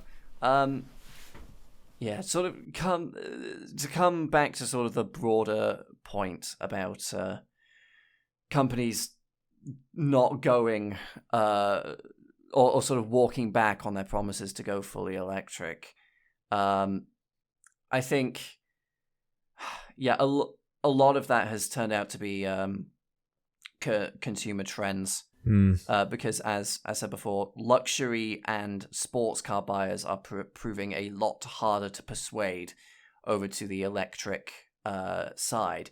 And for sports cars, I get it. Yeah. People who buy sports cars tend to be more enthusiasts, and enthusiasts want internal combustion because that's sort of the thing that they've been an enthusiast of their whole lives. Yeah. The electric market, I'm somewhat surprised by, because of course the electric powertrain lends itself greatly to luxury. Yeah. Smoothness, quietness, all that. Yep. Cause there's no gear changes. It's much quieter. Yeah. Sort of ease and briskness of acceleration. All of that kind of thing. I am somewhat surprised, but then again, I'm not surprised because if you're buying a luxury car, you tend to have money, and if you have money, you tend to be conservative. Yeah. That said, Rolls-Royce released their electric thing. What's it called? The Spectre. Spectre. Yeah, and I've got no idea how well it's doing. I've seen a couple. But I think for the vibe around it has been exceptionally positive. I think because it's a good Rolls-Royce in every conceivable way. Exactly. Really, it does everything that you want a Rolls-Royce to do. Yeah. So I think the problem that Lotus has got is less about they are of the opinion that the problem they've got is that people don't want electric cars. I think the problem they actually got is that people don't want Lotuses, or at least they don't want these Lotuses. Yes, no, because people do want the Emira. The Emira was all over the press. Very few people had much bad to say about it, other than the fact that you do not have to do too much chipping away at it to find out that it is just a two-seat Evora. Yeah. But yeah. The problem is people don't want the Emea from Lotus. They don't want the Electra from Lotus. Because why would they buy the Lotus version of something that they can get cheaper from somebody else? Yeah. Exactly. Why would you buy an Emea over a Porsche Taycan? Well, exactly. Yeah. Especially if you're outside the UK. Yeah. Which is its rival. Like the EMEA is pretty squarely aimed at the Taycan. Mm-hmm. And it doesn't look as good. No. It doesn't look as good. And while I do think there's some pedigree for Lotus to go after Porsche specifically, because they have historically been very similar in that yes, they make cars, but their primary gig technically is doing engineering stuff for other companies. Yeah. So in that respect, they are sort of actually very similar companies. And from that perspective, I sort of see it's like, okay, yeah, and you've got the sporting heritage. You want to branch out to making saloons. Sure, go after the Taycan. But they had to do... so much work would have had to gone in to making a Lotus saloon. Making a saloon that is distinctly and clearly a Lotus, if that is even possible. Yeah. And they have failed. Indeed. I mean, it doesn't really seem like they put that much effort into it at all. And that's what I say, yeah, they needed to put so much effort in, and they didn't even do that. And by they, I don't even really mean Lotus, because, yeah. You know, a look at the EMEA, I don't think the team at Hethel had that much input. No, I was going to say that. I think that they just kind of get told by their overlords, you're going to make this now. Oh, all right. Well, you take the badge off it and you ask someone who made this car, they wouldn't fucking know. No. They wouldn't know. They'd probably guess like Xpeng. Yeah. Yeah. I mean, if they put an actual engine in the EMEA, I don't know. I don't think it would help. No. I think that's what I was saying. That's what I was saying before. I don't think the miscalculation was making these cars electric. I think the miscalculation was making them absolutely massive and not very attractive. And not Lotus in any way, really. And not Lotus at all. Because what is a Lotus? It's a small lightweight car. The thing is, I was going to say, like, what is a Lotus engine? Because they always just use somebody else's. So it doesn't really matter if it's strictly a lot of the time it's especially at the moment, the past 20 years, it's been Toyota in the 4 cylinders or Toyota V6s. So whether it's an electric or it's not really a Lotus powertrain, no matter what. But they do what they can with what they can get. But they haven't with these. They've just kind of.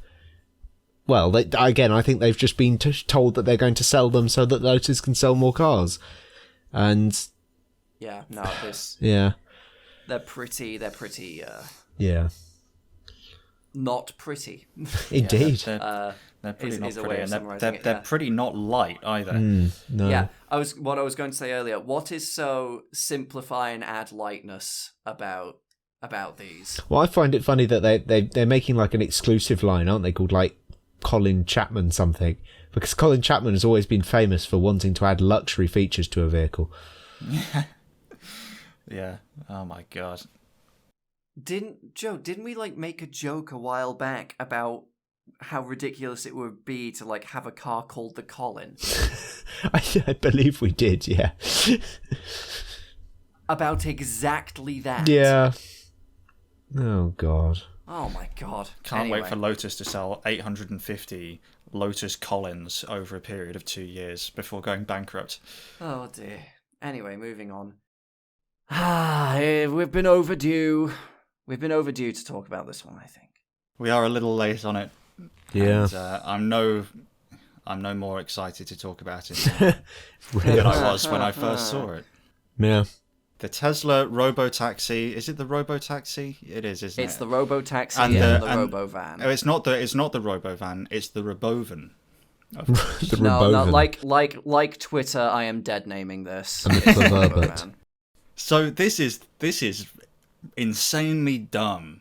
Really, everything about this is insanely dumb. Now, I'll give Tesla a little bit of credit.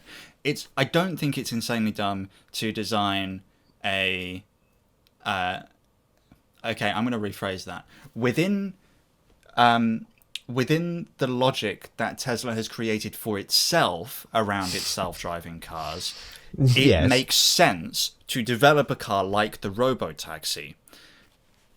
However, in the real world where the rest of us live, it doesn't make a whole lot of sense. Especially, yeah, because the robotaxi, you designed a taxi with a sloping rear roof line and 2 doors. yeah. What if we made the Crown Victoria but shit? Yeah, because you look at sort of purpose-designed taxis around the world, and they do, they're almost always these big, things to have lots of stuff in them, because they need to not only have lots of stuff in them, but also be roomy and have lots of stuff in them, because no one wants to get in a cramped taxi for a little while. That's why the black cab is the shape that it is. That's why the Checker Marathon even was designed to maximize interior space. Because even though it's about the same size, if not smaller, than a lot of American cars of its period, it can seat 8 people. It's almost like Tesla might, and go with me here, I know this is an outlandish thought, it's almost like Tesla might not actually be fully intending to make what they're promising to make. Oh, that is a ridiculous statement. When has Tesla ever lied or sold their product? I might dare to go a bit further. We have full self-drive in 2021, I'll have you know. I love driving around in my 2020 Tesla Roadster. Yeah. Yes. I have it parked in my garage next to my 2019 TVR Griffith. Yeah. Surprise, surprise, Tesla have come out with something, and it is shit from above. There's no other way to put it. So, because as a taxi, why does it look like that? I don't what about that screams taxi? Yeah, why have we got the fucking? Why is it fucking bronze? That's the thing. Why have they painted the tires? Yeah, why have they on top of putting okay, I get having the aerodynamic wheel covers. No, you're already giving them too much credit. It's really dumb. It's so stupid. I mean, from a perspective of I can see that's not something someone wants on a car that they're going to buy, but for a service vehicle to make it more aerodynamic, it's more applicable. But painting the fucking tires, The whole thing is an aesthetic exercise, though, because if they were doing things for based on the practicalities of a service vehicle, it would not be that shape. And exactly. It would be the shape of a black cab. When they brought in the new London TXEs, there was a whole list of requirements it had to fulfill when it came to turning circle and size and wheelchair ramps and space for everything. Stuff and this that is actually just matters. What if we made an admittedly quite nice looking coupe, and that'll just be our taxi for some inexplicable fucking reason? We'll just take out the steering wheel. You could just sell this as a car. You could just call it the Model B or something and just put a wheel in it and then it's a coupe. Congratulations, Tesla, you've ticked another box. But no, we'll just make it a taxi for some fucking reason, even though it fills none of the requirements of a taxi, despite having apart from seats. It's a taxi in the same way that my car's a taxi if I just drive someone somewhere. It genuinely infuriates me. It's just so stupid. It's not just that it could be a car, it's that it really should be a car. They could have just taken the steering wheel out like a Model X and it would have been infinitely better as a taxi. But they decided they already have a better a better model for this. But I am going to sort of point out, I think this is part of Elon Musk's thing. What? Well, this is being brain dead. He absolutely loathes any kind of public transport whatsoever. He does hate public transport. Because people will point out, oh, but what about the Hyperloop? That was public transit. He has since admitted that he only came up with the Hyperloop with no intention of actually doing it because he wanted to sort of distract Californian funding for California high-speed rail. Yes. He wanted to get money taken away from that not even to have money be invested in something he's not going to do, just because he did not want high-speed rail. He Yes. hates any kind of public transport, and that includes taxis. So, of course, when he thinks, oh, what am I going to do for a taxi? I know, I'll create something that can, at max, carry 2 people. Well, he doesn't hate taxis. He wants his taxi to be as inefficient as possible, so that people have to buy more of them to service the same number of people. Exactly. And I think that's my.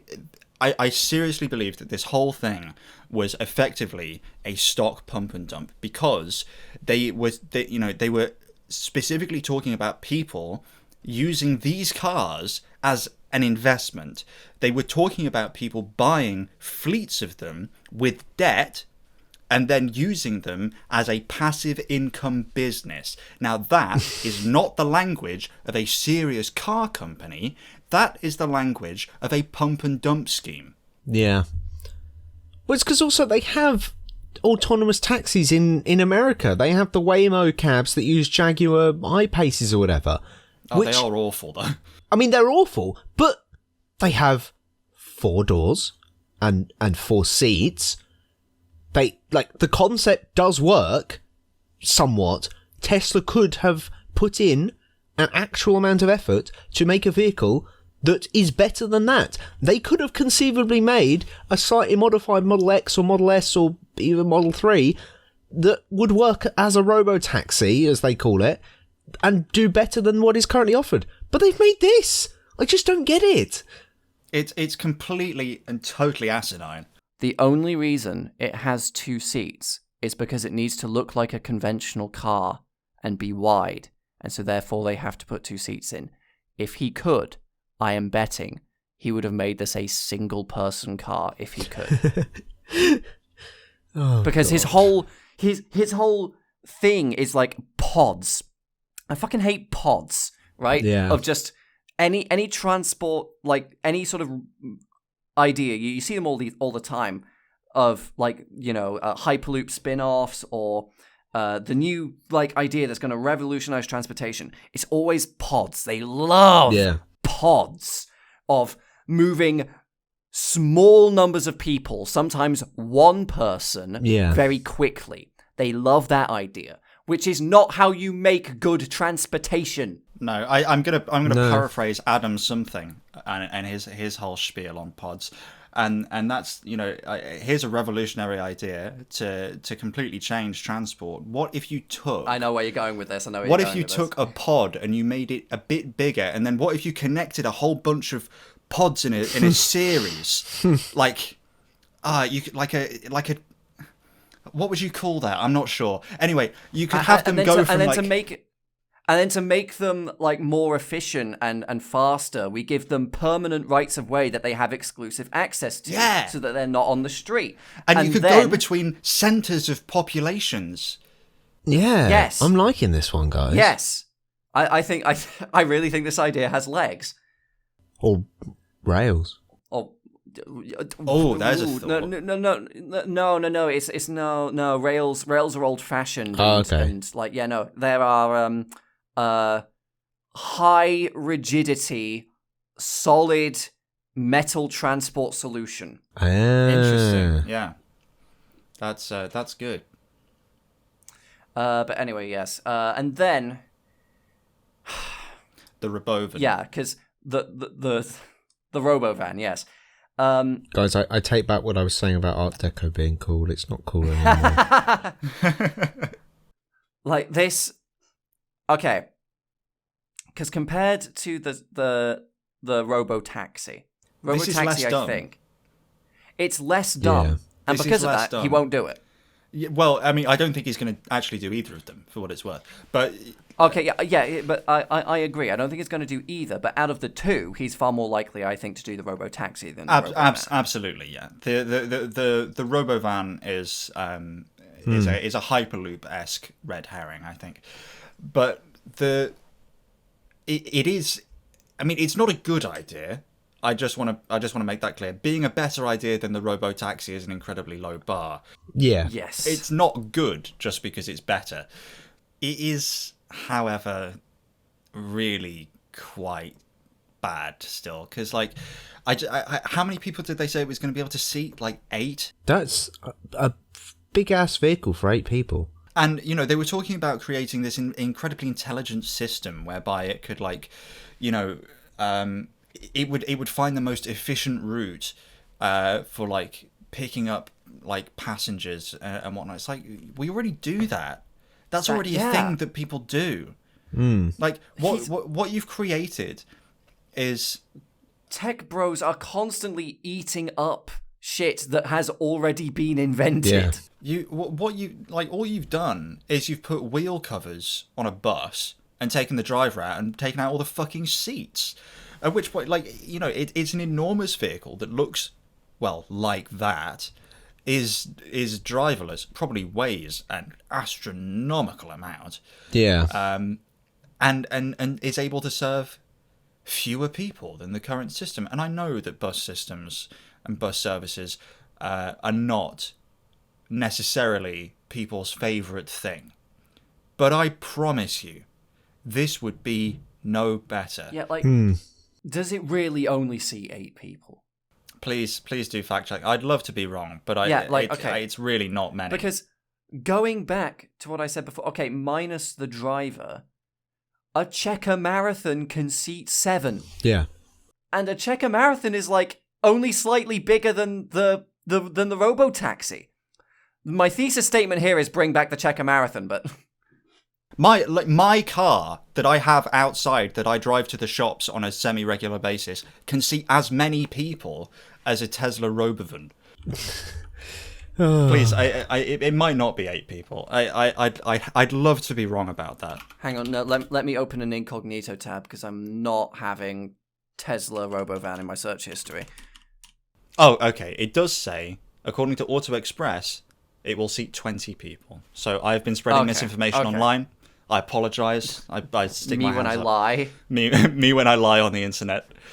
My Toyota cannot seat the same number of people as a Robovan. Looking into this. But still, for a vehicle that size, 20 is still kind of underwhelming. Yeah. One might even say potentially concerning.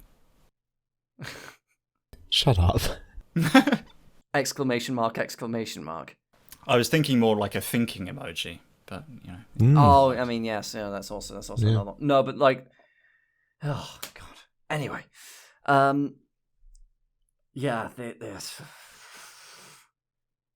We haven't even talked about the ground clearance. I mean, we haven't even talked about the ground clearance or the lack thereof. I'd love to see one of these try San Francisco. Yeah. Oh yeah. Jesus. It's just I just don't take anything that Tesla says seriously anymore. But then again, they did actually make the Cybertruck is a vehicle that you can buy, which still shocks me to this day. But well, yeah, that's maybe one out of however many. It was so funny when the recall for the braking.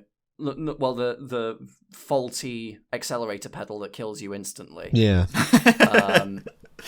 Oh my god. When that came out, and because it was a recall, they had to show us that they'd sold like 1,400 total. They didn't sell very many, and you know, much like the Cybertruck, we are very lucky being, you know, over here on the other side of an ocean, because there's absolutely no way in hell these things will get approval to operate anywhere outside the United States, because it's simply absurd. I hate to let you know. No. Some people have got around it by registering them as commercial vehicles. What, Cybertrucks? Yeah.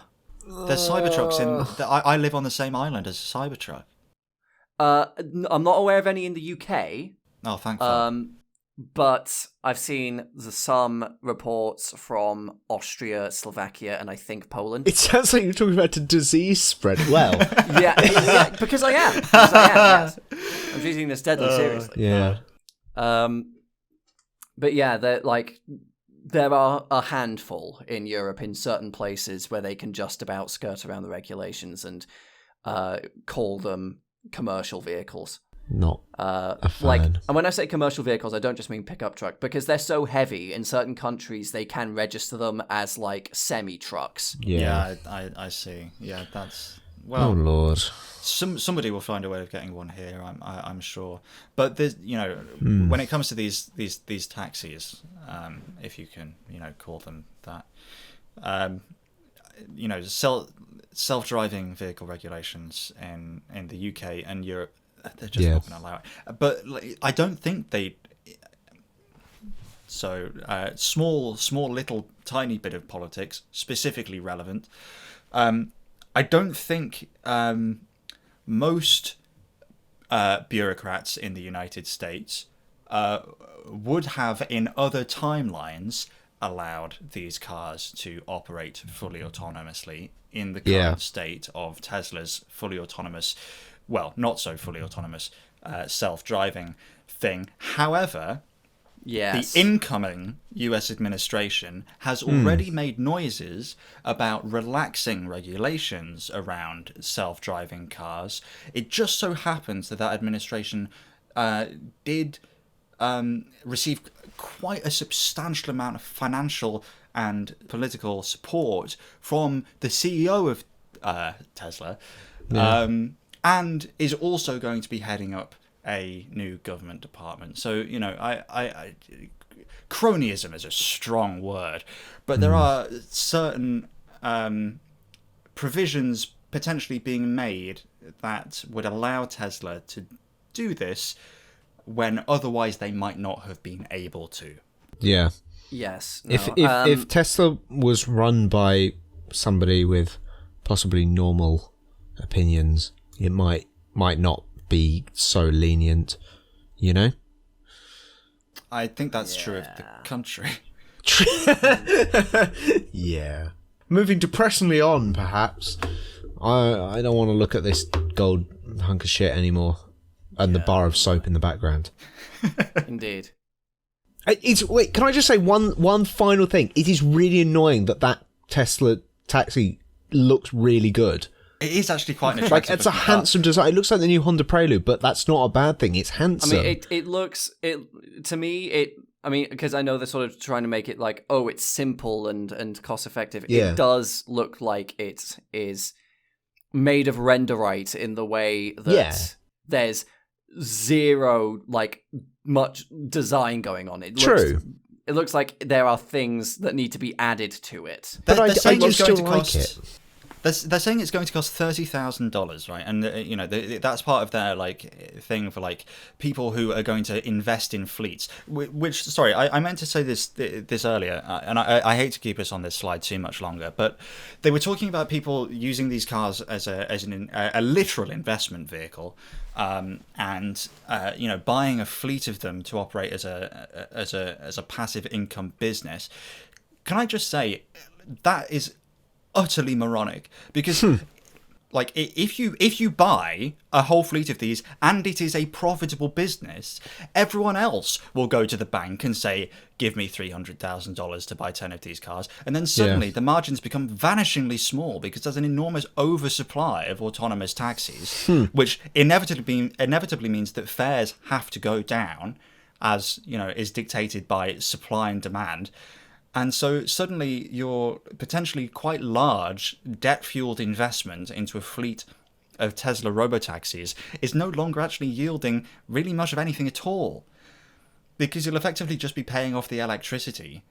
And all it takes is for a company to buy the largest fleet with the biggest backing, and then charge actually less than what it costs to operate for a few years, kill off all the competition, and then suddenly you've got a robotaxi monopoly because all the little guys have gone bankrupt. And what are the odds that person is Tesla themselves? I was about to say, my gut reaction to all of this, that I sort of forgot, unfortunately, to say up until now, was if you're touting that as being such a profitable business, buying this as an investment is how you're planning to sell these. If that were true, if you believed that, you wouldn't be selling them, and you'd just be using them as taxis. You just do it. It's the age-old thing. If you've got a person with a money printer isn't going to tell you about it. They're not going to allow you to buy it. They're not going to sell you a course on how to build your own. They're just going to print money. Yeah, Yeah. this is like the Andrew Tate Matrix University scam level of marketing thing. We can make turned infinite money, into a but instead of us doing it, we'll let you do vehicle. it for us for some reason. Yeah. But what they could have done is they could have put a steering wheel in it and sold it for $30,000 as the Tesla Model 2, and everyone would have celebrated because it's kind of cool and quirky and interesting. Yep. All right, we just got some like sort of straggling stories here, I guess you could call them that. Just sort of new launches that we'll try and quickly catch up on. Yeah. There's yet another Skoda SUV again. Well, actually, this one is interesting. Have you guys read about the Skoda Kayak, which is what that is? A little bit. I can't. So I can't say if you haven't, don't. If Yeah. you haven't, don't. Yes. Because I've got a question for you, right? Oh, God. How much do you think that car costs to buy? Oh, I don't like where this is going already. No, because whenever a question is phrased like that, it's either going to be 13p or £1 million. So I'm going to go somewhere in the middle with like 30 grand. I think it's going to be overpriced. 30 grand, okay. Okay, I'm looking at that. I'm trying to sort of gauge its size because that could It's yeah. that could be quite big, but it could also be quite small. Are we going minimum price or maximum, like entry level price? I'd say entry. That's what I was thinking. Yeah, I think the number that I have is probably the entry level price. I'd have to guess. In that case, I will optimistically lowball. I will say 27,500. Not optimistic enough. You two are going to be absolutely shocked at this. That car costs £7,300. What? Is it made out of paper mache? What? Because it is very small and exclusive to the Indian market. Right. Is it just okay. is it like a Dacia Spring or something like that kind of size? Like really tiny and... I actually don't know what its dimensions are, but its design makes it appear deceptively large. But it is still a 5-door car. It is like a car-sized car, Mm-hmm. And it will start at the equivalent of £7,300, brand new from Skoda, and I just think that's astonishing. I know, India has a history with cheaper small cars. That's incredible. But, as far as India's cheap small cars go, that's a pretty interesting one. Yeah. Wow. Yeah. Okay. So it must be. It is. It's a lot smaller than I thought it was. But it's pretty small. But the question I think that came to my mind is, why do we not have anything close to that cheap? Like, at all. Not even approaching. I think part of it is, without using the word woke, the safety regulations and stuff that we have to have all of this tech in cars that make them heavier, which means they need a bigger engine, which means they cost more, which means that people want more stuff, which means that they're heavier, which means, But I think... Yeah, but I'm looking at that car and like... I like him. I think it's kind of cool. I also think I'd be surprised if it was lacking anything major safety-wise. I really would. Just because, from like Skoda's perspective, like, why wouldn't they make a car that could potentially be sold in more markets in the future? I want to suggest that figure, that £7,000 figure, might be a bit misleading, considering the purchasing power of the Indian rupee is not very strong against the pound. No, I mean, of course, that is true.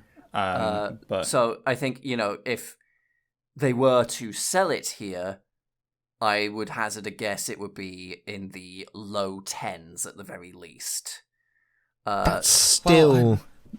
But the thing is, though, is like the £7,300 figure, of course, is a direct conversion, and Like there is a lot that goes into that. You are absolutely right. But the fact remains that being a direct conversion means that you, when this car is on sale, could go to India and buy £7,300 worth of rupees and then buy one of those with it. Yes, that is true. And doing that and then importing it would probably still work out cheaper than, one of Skoda's other entry-level options. You could, like, in theory, assuming that there was no massive safety issues, shipping a car and getting it registered in this country, it's not actually that expensive. Yeah. I mean, if you're spending £7,300, plus a flight to go and look at it beforehand and test drive it and all that shit, plus shipping insurance, plus registration. Got the right-hand drive, of course, because it's India. You're probably still in for less than 10 grand. Right, does anyone want to sponsor us? And we will go buy one of these, bring it over and do a road test. Who wouldn't want to watch that? That would be brilliant. That would actually, yeah. I like him. What's his name? We do Kylak. I think we should probably give him. Yeah, I think we should call him James. Yes. The Skoda James. The Skoda James. Okay. We do like a full on, like, we had to get some different editors in for it though, because I think we'd have to start the video with like, I went to India and bought the cheapest Skoda on sale and brought it to, like, go on full, like, with like full ADHD editing. Yes, of course. That would be a banger video. Yeah. That would do so well. I'd watch that if that was in my recommended. That'd be brilliant. We've got to have like the oversaturated sky and grass in the thumbnail as well. Yes. Like one of us in a red t-shirt pointing at this like like comically small car in the thumbnail. And we put like the sparkle effects on it, have a big like clip art price tag. Yeah, absolutely. All that. Anyway, enough of the Skoda James. Yes. The Hyundai FCEV, I think it's called. The what? Now, I included this predominantly because this is, in my mind, a redemption for myself. Oh. Because that is, if nothing else, an Aztec revival car. It is a bit. It is. I mean, maybe. Yeah. Which means that the Aztec is now, as it always has been, cool to the trained and I've always liked an Aztec. Well, firstly, I'm being betrayed and abandoned. Secondly, that is only an Aztec from what we can currently see from the side profile, because for me, the most offensive part of the Aztec has always been its fucking face. It's not that bad. It's just interesting. Yes, I'm winning the war. I'm winning the war. That is. I'm not going to argue it's pretty, but like your friend has an abusive boyfriend language. Okay, but it was, as an idea, as a sum of its parts, it was ahead of its time. You can't argue that that's not a case. Yeah, so if you look at all the stuff on paper, yes, which is immediately spoiled by the way it looks. Oh, it's sorry. Dramatic. It looked no worse than most other. You're outnumbered 2-1 here, Bin Man. I'm afraid. And you may have to concede this. And the world has shifted. We're leaving dinosaurs like you behind. No, I'm fighting the corner. Real rock won't die. No. I'm looking at its face right now. You can't tell me that is just interesting. It's gopping. It's hideous. It's not even a face a mother could love. All of these... He's just a guy. Yeah. Why do you hate this guy so much? Because he sucks! Sorry, might have to cut that bit. Anyway, back to the Aztec. Yeah, no, it's a cool car. I'm glad we're all in agreement. No, I am not giving up. I am fighting this corner. The only thing, I've said this before, the only thing that's cool about the Aztec was that you could control the radio and CD player from the boot because of the tent thing. That is the only thing it did that was cool. The wheels are too small for the size of the body. It looks like it's tiptoeing. The face is fucking awful. No. I will not be convinced. And it's got that fucking ancient Buick V6 in it as well. And you couldn't even get the supercharged one in it, I don't think. No point. Worthless. Are you done yet? Can we talk about the FCEV? You brought up the Outtake. This is your doing. Oh my god. Oh. Right. But yes. So yeah, the spiritual successor to the wonderful and at the time misunderstood Pontiac Aztek It's is, not, I though, believe, is it? this. But it's not, though, is it? Hyundai FCEV. I quite like this. I mean, I would, because, you know, harks back to the design masterpiece of the 2000s. I am going to become the joke. Oh my god. Oh my I like face hurts. Me too. I like it. It's Your face hurts. Is it starting to look like the Pontiac Aztecs? not nice. See, no, there you go. nice. There you go. That You is just nice. agreed with me. You That's just a agreed with me. No. The No, facade slick. If I compared your face to the face of a fucking Buick Regal, you'd probably be a bit offended. But they're not exactly gopping vehicles. You just don't compare somebody to a car. No. That's cope. That's serious cope. No. I'd be delighted. To anyone actually still watching at this point, this is what you're asking for. This is, by click on these episodes, this is what you get. This is us bickering about shit. We're finally developing a proper rapport where we could just argue for half an hour, and that's the content people will watch. We should just do this for 3 hours every month. Yeah, we should, and then we need to wait a few weeks and then make this like the Patreon exclusive, just to get all the arguing. If you want the facts, you go on YouTube. You want the extended cut. You want the you want the bickering edit. I do. So the Hyundai FCEV. I'm trying desperately to try and get this back on track. The Hyundai The problem is I don't care about it. I look at it, I just don't care. That's why that's sort of the Aztec talk has been going on, because I look at this and I don't give a shit. I like that it's beige. If that's the best thing you can say about a car, that's pretty fucking dismal.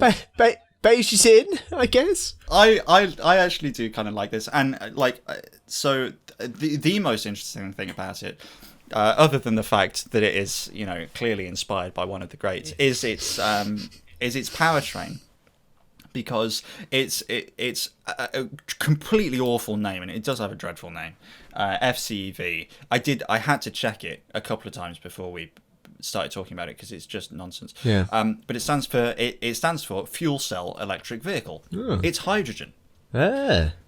Okay. All right. I'll give it props for that. Which is interesting, and it is another one of Hyundai's interesting design concepts.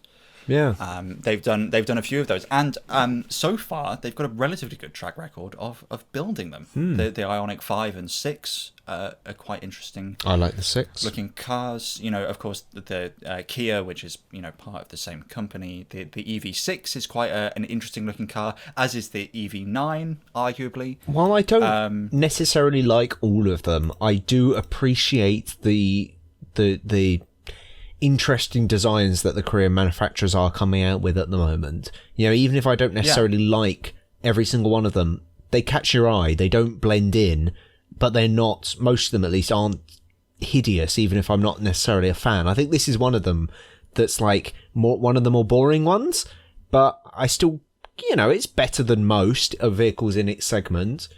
I think that's a compliment for a modern car, really. For the class of car that it's in, I do think it's kind of cool.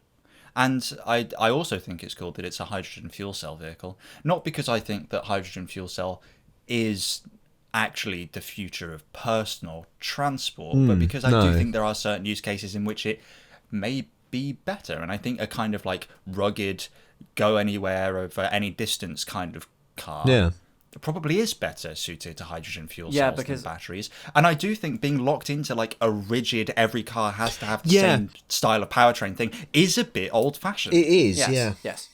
No, I think hydrogen fuel cells, because as far as I'm aware, the sort of weight to range ratio going on, because the only way to get more range out of an electric car really is to either make the motor less powerful or increase the number of batteries, which makes a battery electric car multiple times over heavier. You can get better range out of hydrogen, certainly for the amount of weight that the car has to use up.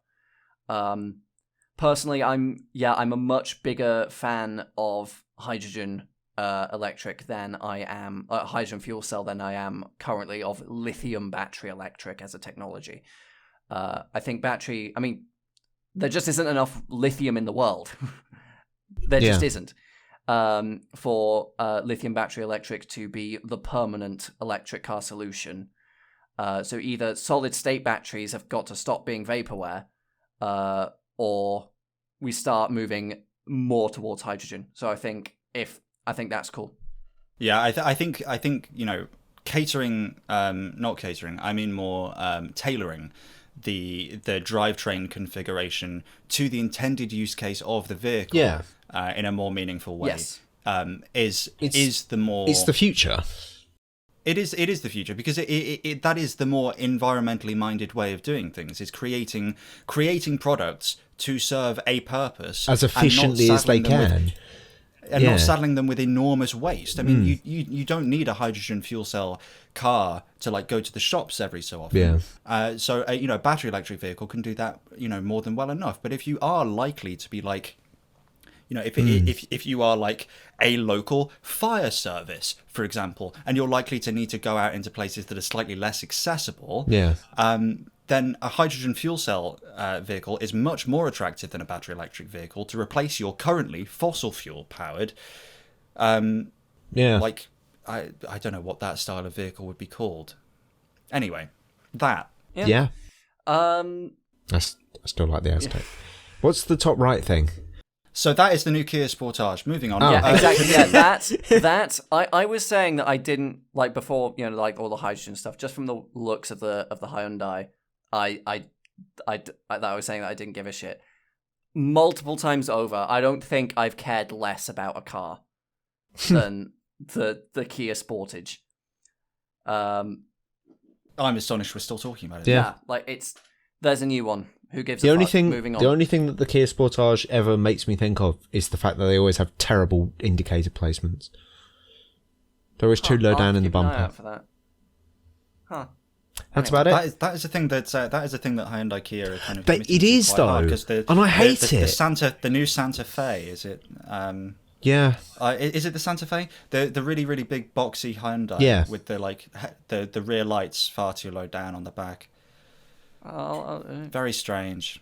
And that's about all the opinion I can muster about the Sportage. So. Yeah. It wasn't even an opinion about the Sportage. No, it's just opinion about. It just kind of exists. Yeah. Moving on. Canoe. I'm assuming you two are aware of Canoe. I actually wasn't. As a concept, as a company. Okay, so they make that and as some variants of it, and they were It looked kind of when EV stocks were taking off. Theirs did as well. They are a publicly listed company. That they were going to be the next big thing. It looked like they might get contracts with the US Postal Service.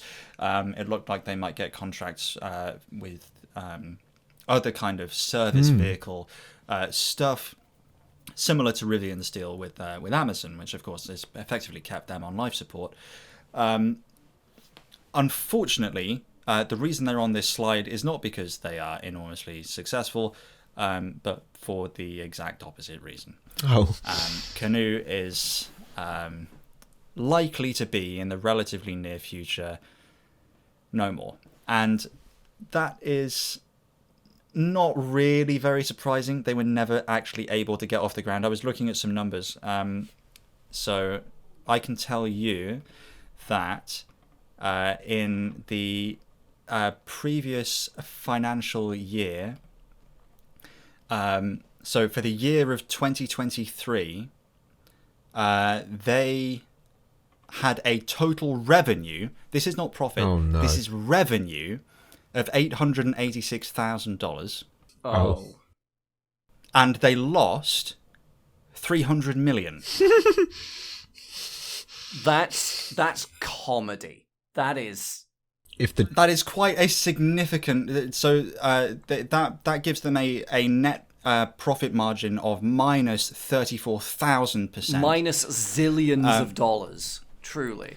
And what they did is they invested all their money in DS9s. Yeah, yeah.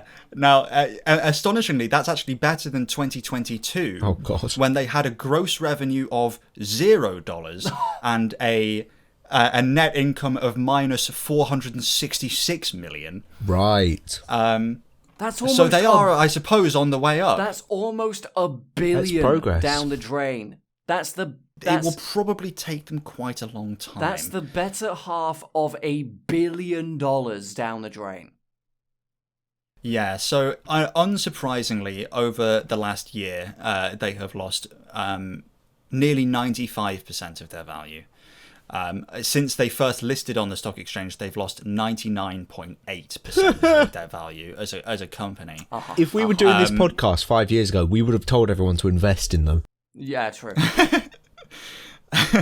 And so they've been. The news is, and this is slightly complicated, so bear with me here. This is not a finance podcast, but it's relevant because it's about cars. So the CEO of Canoo is a guy called Tony Aquila, and he is a successful businessman in the sense that he's made quite a lot of money. And so he is the CEO of Canoo, a company that made $866,000 in revenue last year. Now, of the $300 million that they lost, 1.2 million of that was to pay for private jet flights for executives, which means they actually spent more on private jet flights than they received in gross revenue for the year, which is utterly astonishing. Yeah, that's poor. And even worse is that the only way that Canoo has been able to survive so long into this year is because they took out a private loan. And they took out that private loan from one of Tony Aquila's other companies. Wow. That screams... To be paid back with interest. Oh! So, yeah, I don't think Canoo's going to last very long. I think it was a good idea. I think they made some interesting cars. Yeah. I think it could have been something, but I think ultimately it's been hijacked by people who are attempting to beat the corpse of a potentially promising company for every penny they can shake out of it. Yeah. And we'll probably never ever see one on the road. So if you're watching probably after a week after this has been released, they're gone. They're bankrupt. Well, they keep finding ways of staying alive. You know, they should have been gone ages ago. You know, I mean, they listed they listed on the stock market in 2021, I think. Like, they've been around for quite a long time, funded entirely by debt. I just don't know who keeps giving them money. I mean, other than Tony Aquila, he's just passing money from one hand to the other and then back again, it seems. But like, they are still finding tens of millions of dollars somewhere to, like, I mean, that's supposedly build a factory for these things. But is it just something he can say, oh, I made a huge loss on this company to write off all his taxes? Well, yeah, he can probably. There's probably some tax nonsense going on. There's probably also the fact that because he is a creditor, because the company Canoo owes his other company money. Yeah. If Canoo was to file for bankruptcy, he would be first in line to get paid out on the sale. That's of actually Canoo's ridiculous. assets. It's your own company. Yeah. That's like I'm scamming myself and I'm somehow profiting off it. It's a pretty dodgy situation, to be honest. So I'm not especially confident that they're going to survive. I would love them to. I would love to be completely wrong about Tony Aquila. I would love for his heart to be in the right place, and he truly cares about building a practical and usable EV for actual commercial applications, and it becomes an enormous success, and we all look like morons. However, if I had to guess, that's probably not going to happen. No. Yeah. Anyway, moving on. Audi? Audi has launched a new sub-brand. Called Audi. Audi's new sub-brand is called Audi, yeah. Which is... We're all trying to make the same is... joke there of just saying it, but it is just a bit ridiculous, isn't it? It's quite silly, isn't it? Yeah, I believe that this is China exclusive. I was going to say maybe the only reason I could think this makes sense is if Audis are called something, like not called something else, but it's pronounced something differently in China or colloquially known by a different name. And so this is actually distinguished. Because if you walked into an Audi dealer and went, sorry, do you have the new Audi? The Audi. That wouldn't make any sense. But maybe in China, if the association with the four rings means that it's pronounced different, I don't know. I'm clutching at straws here to try and make this make any sense because it's just so confusing. Very, very strange. But yeah, I will say Audi are counting their fucking lucky stars that they came out with this as the Jaguar thing happened. Yeah. Because can you imagine, like, they're like, oh, thank God that Jaguar shit happened, because otherwise they'd all be going, oh, they're getting rid of the four rings or something.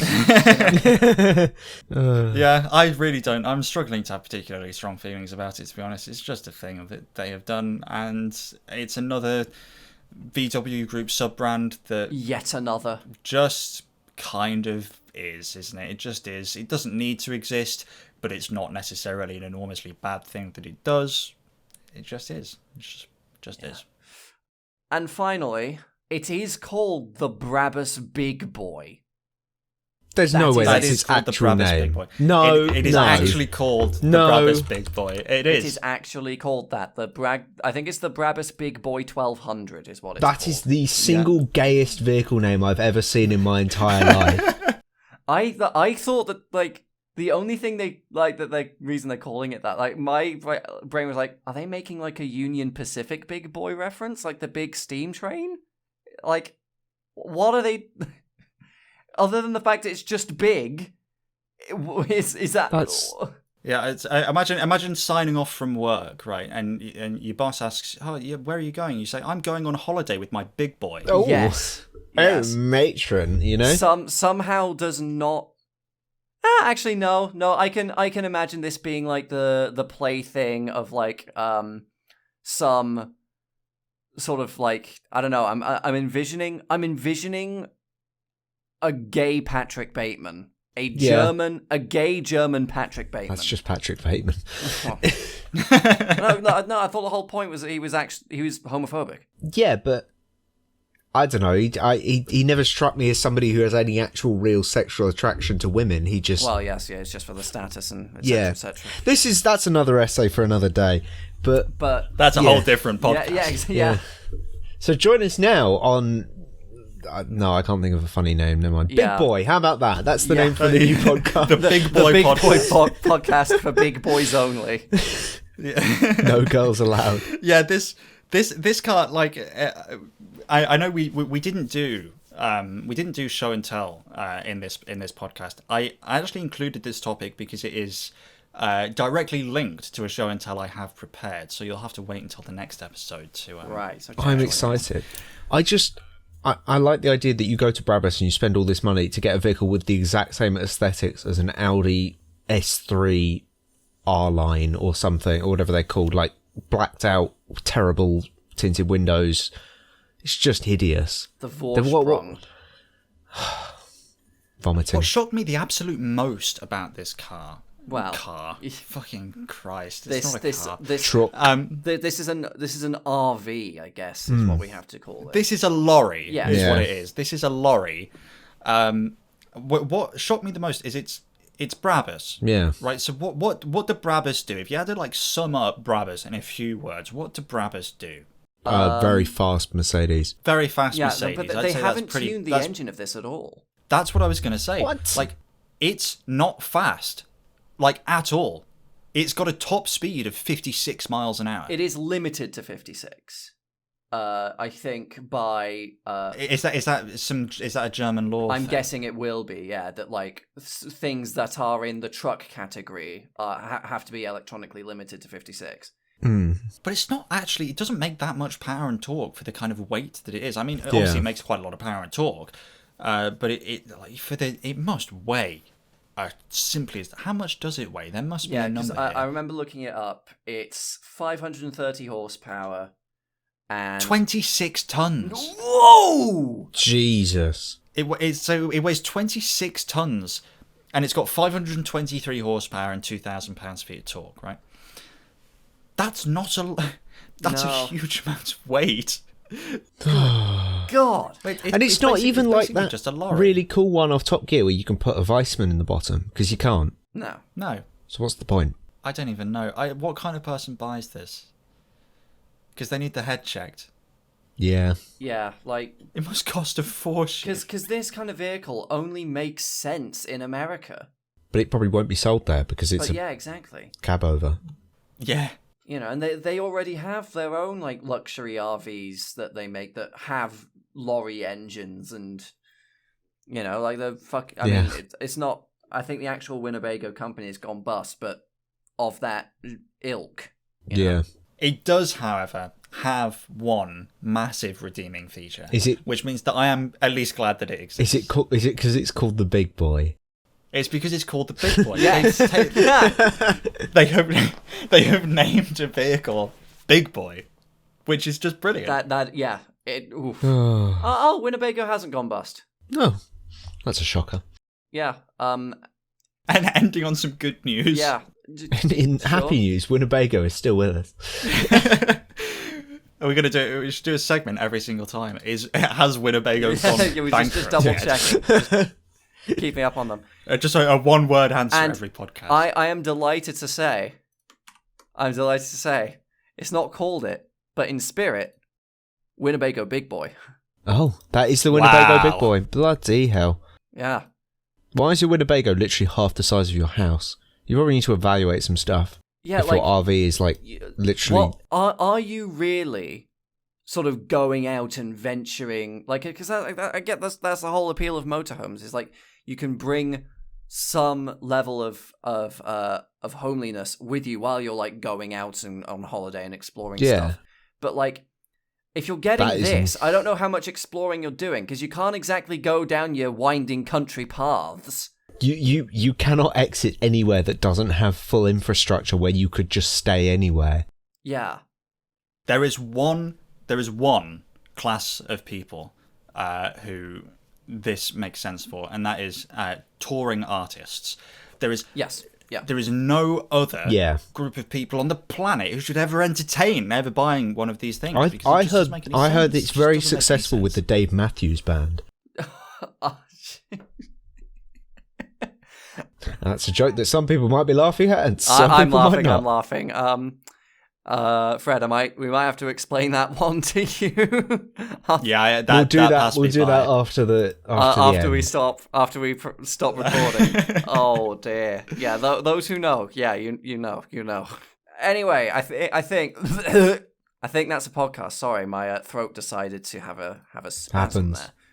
Always happens when you're saying something important. Yes. I think the technical term for what just happened to your throat is a kylac. Yes, thank you. Yes. That's a podcast. If you are indeed still with us, thanks.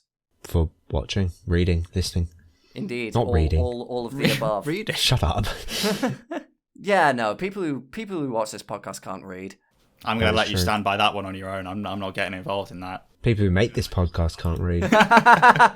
I'm sure you're all very beautiful and intelligent people. There we go. I'm bringing it back in. Well. Yeah. That's it. Podcast over. Bye-bye. Bye. Bye.